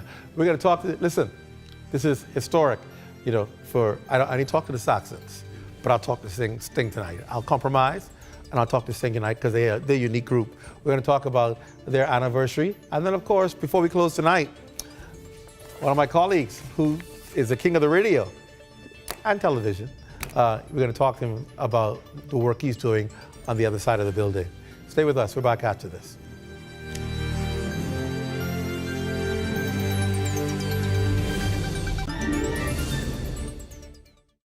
The DRM Authority 2025 Official Hurricane Shelter List. Grand Bahama, Western District. Bethany Baptist Church, Hannah Hill. Church of God of Prophecy, Sea Grape. Central Zion Baptist Church, Pinedale. Church of God of Prophecy, Pinedale. Bethel Baptist Church, Pinedale. New Mount Olivet Baptist Church, Holmes's Rock. 8 Mile Rock Gymnasium, 8 Mile Rock. Grand Bahama Central District. Foster B. Pestina Hall, Christ the King Church, Special Needs Shelter, East Atlantic Drive. Church of the Ascension, West Beach Drive and Arden Forest Road. Central Church of God, Coral Road. First Baptist Church, Columbus Drive. Shiloh Seventh-day Adventist Church, Sandcombe Road. Evangeline Jervis, Hurricane Shelter, Anita Doherty Drive, Beachway Drive, and Gambia Drive. Revelation Apostolic International Church, Jobson Avenue. New Life Worship Center, Coral Road. Calvary Temple Assembly of God, Clive Avenue. Bishop Michael Eldon School Auditorium, Anita Doherty Drive. Church of God of Prophecy Community at Heart, reserved for Aftermath, Coral Road. Maurice Moore Primary School, Torcross Road, and Sandcombe Drive. First Holiness Church of God, reserved for Aftermath, Young Husband Avenue. Miracle Revival Fellowship, reserved for Aftermath, Eleuthera Drive, Hawksbill. Sir Jack Hayward Junior High School, Settlers Way. St. George's High School Gymnasium, Sunset Highway. Hello friends, I'm Mario Nuri, inviting you to our Bahamian Heroes 2025 edition of A Familiar Walk. This year, we are privileged to have the Right Reverend Leish Boyd as our distinguished guest and our Bahamian hero. Join us as Bishop Boyd inspires us to be better, to strive for a brighter Bahamas, and he reminds us to enjoy our familiar walk.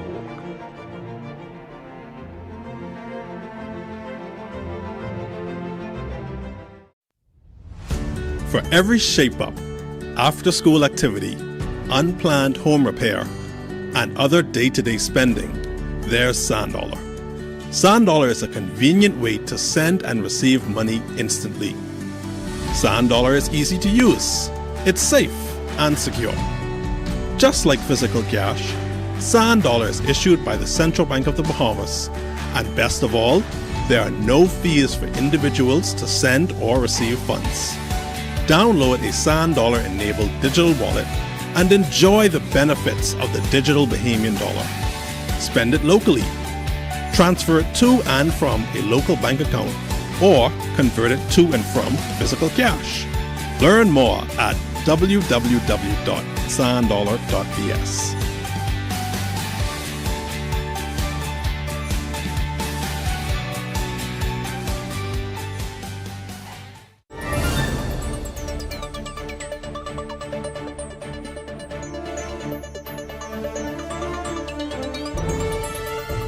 Well, you can't miss the Sting Junker Group on Bay Street. Their unique sound always has the crowd on its feet. I'm laughing because oftentimes they're encouraged by some additional spirits. Their headquarters in the Farm Road and Marshall Road usually draws hundreds of Bahamian music lovers anytime an event is happening there. And of course, they always come up with a hit song every year. They've been having hit hit after hit after hit. Sting is celebrating his 25th birthday with a concert on Saturday, November 1st at the Farm. Joining us tonight is Sting Group Leader Bernard Hanna and Public Relations Officer Gary Super Johnson. Welcome to the show, gentlemen. Good to have both of you. Good to be here. Boy, your songs are stick. Yes. Every year, how do y'all do that? How do you come up with a hit every year? Every year. It's Sammy AC is our writer, and we write true songs.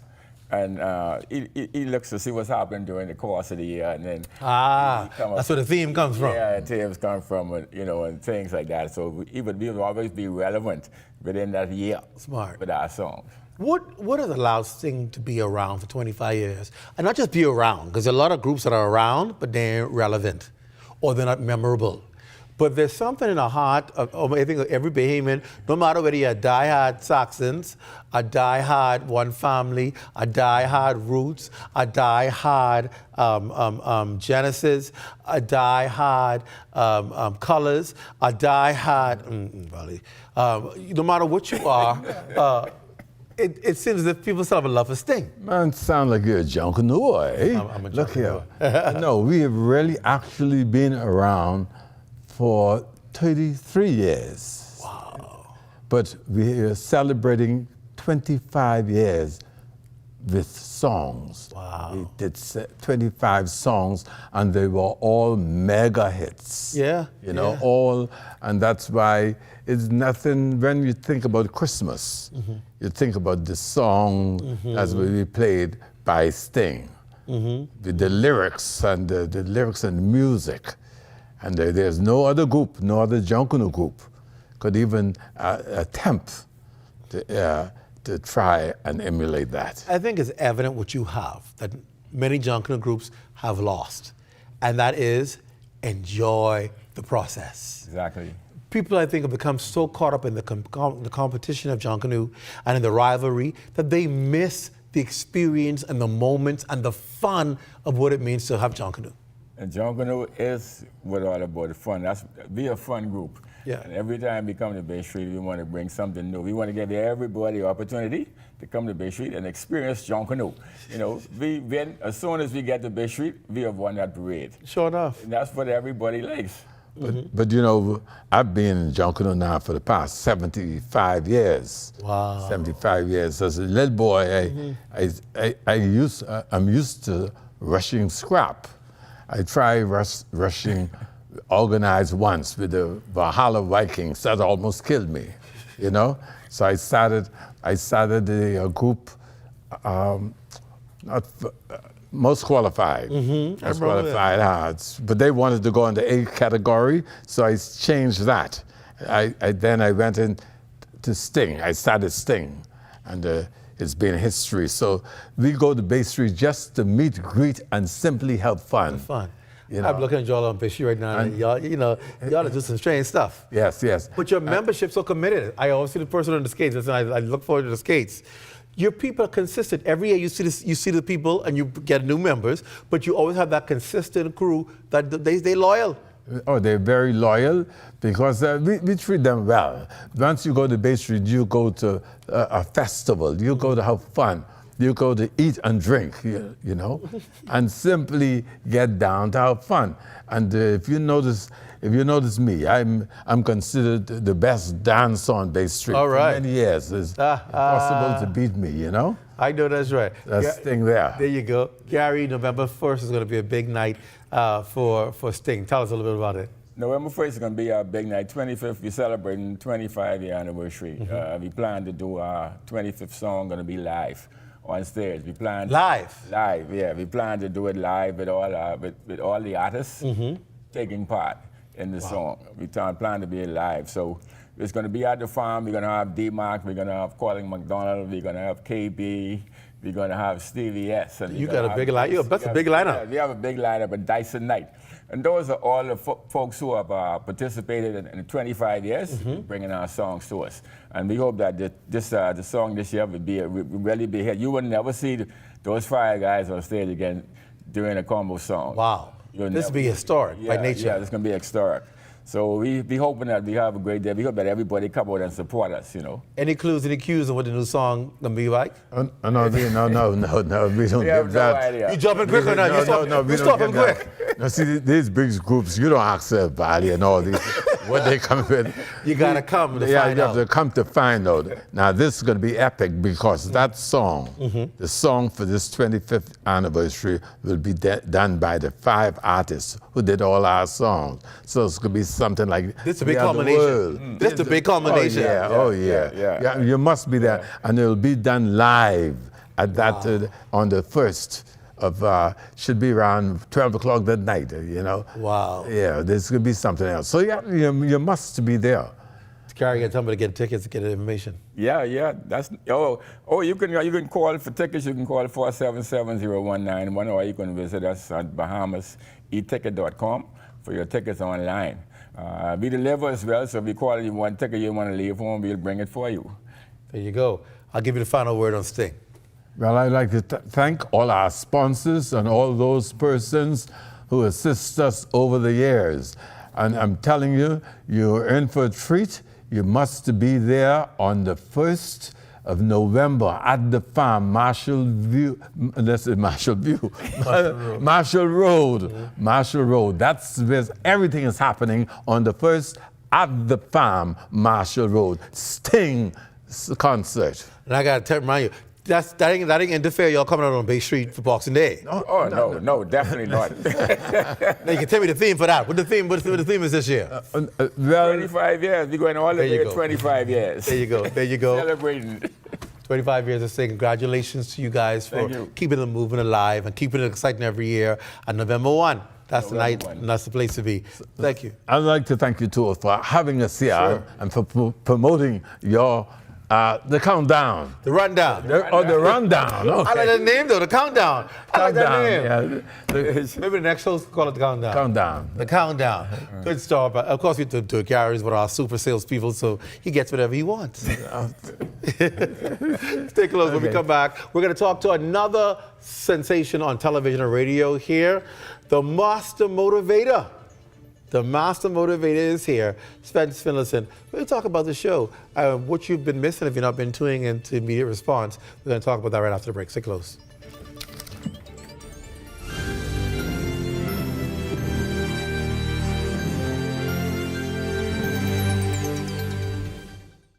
Plane crash in June 1983. I lost my left arm.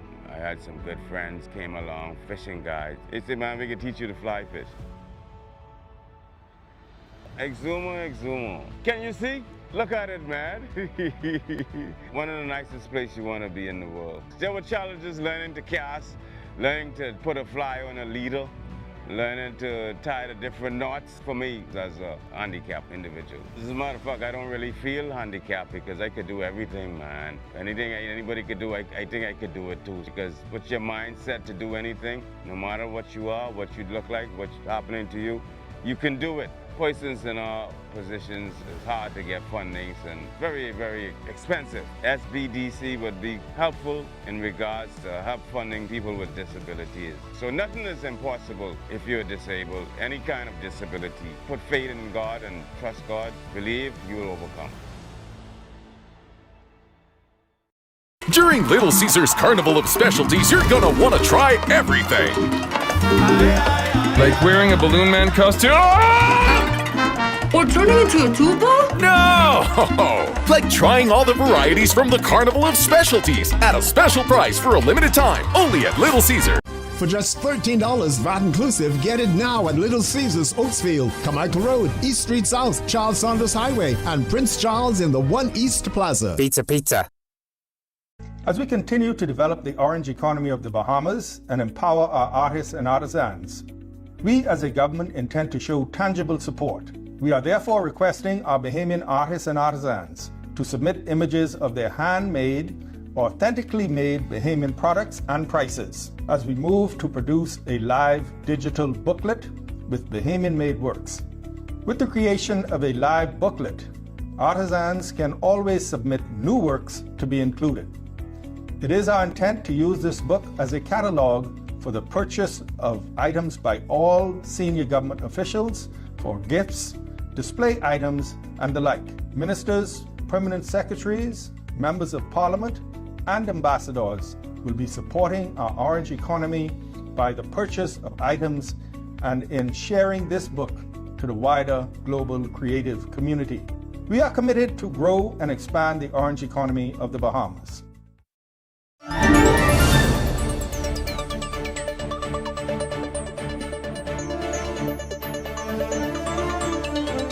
We end tonight with a motivational talk. ZNS radio show Immediate Response host Spence Phillison loves to inspire Bahamians everywhere. You know it, you've been watching him every morning. We're going to take a closer look at his impact on the national voice and what's on tap for the future. Spence, it's always a pleasure to have you on the rundown. Thank you. Now, I get to interview you. Yes, it's You're an honor. interviewing me, now I get to return the favor. That's right. It's an honor. Listen, you've done such a great job. I think we would all agree with Immediate Response. Thank you, sir. Taking it to new levels and really bringing the topics that people want to hear, interviewing some of the top people in our country and doing it in such a dignified way. Thank you, sir. But outside of just being great, it is not easy every day.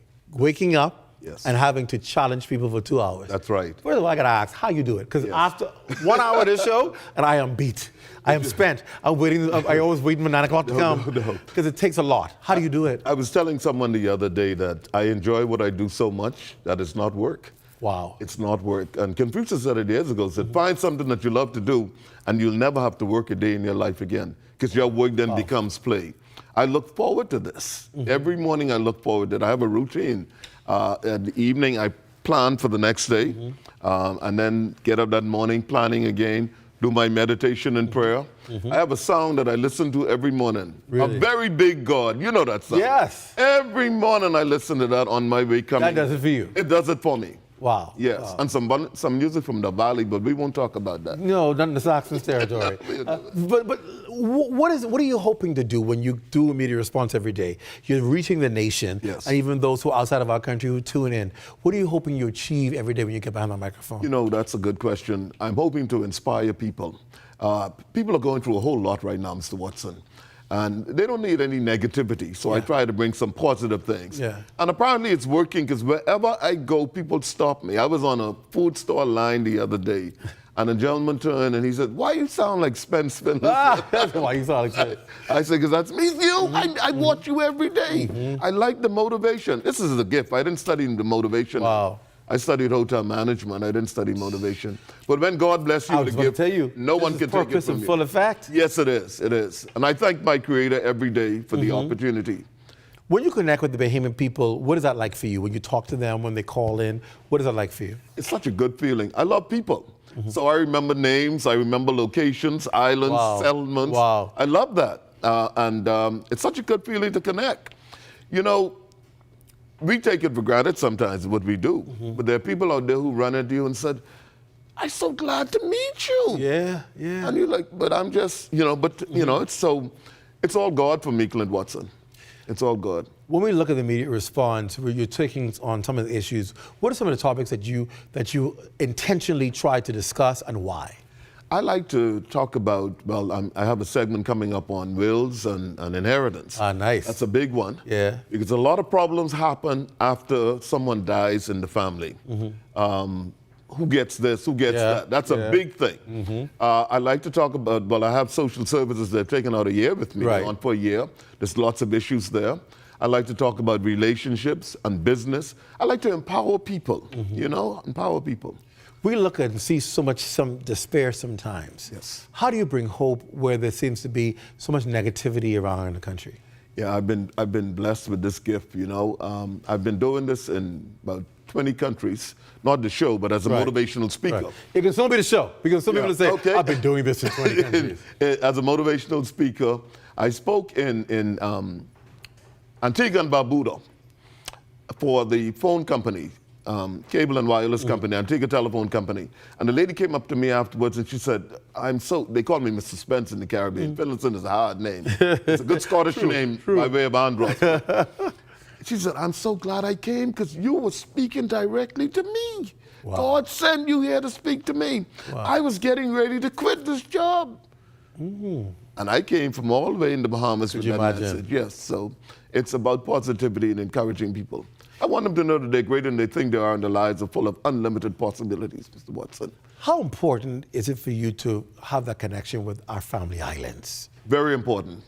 My father, and I talk about that all the time, my father came from Mangrove Key, Andros, Selman called Peaks. Where my people from Mangrove Key, Grants? Grants, exactly.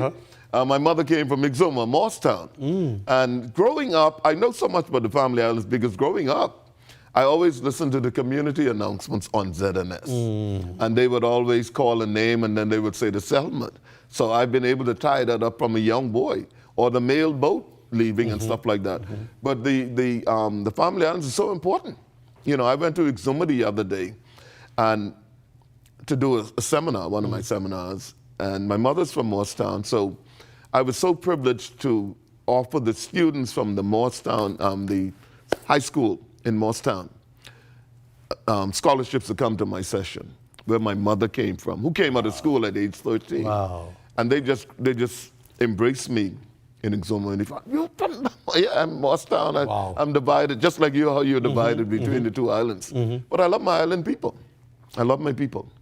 I want to close right where I started out. Yes, and that simply is, when you come on the air every day, what are you hoping that you achieve most of all with your viewership and listenership? What I'm hoping to achieve is that I would make somebody's life a little bit better by something that I said. You know, Mr. Watson, a lot of times it's just a word of encouragement that goes a long way. Yeah. Just one word, you know. Just one word you say to somebody and that could take them a long way. So I'm hoping to do that. That's what I want to do, and I know I've been successful at that because people stop me, they call me, and they said, man, you said something and thank you so much. Wow. A lady baked me a cake the other day. I tell you. Yeah, she said, you did so much for me. And she brought it up here. Wow. But it's things like that. You have been profound for many years and decades in motivating people. So I can't let you leave our audience without looking in that camera in the final 30 seconds we have and just offering a word of motivation. Yes. Thank you so much. I want you to know today that you're greater than you think you are, and your life is full of unlimited possibilities. Stay away from the negative people because they will steal your dreams and sap your energy. You have greatness within you, but you can't do it from your comfort zone. No one has done anything great from the comfort zone. You have to take risks. You have to stretch yourself. Yes, you have to stretch.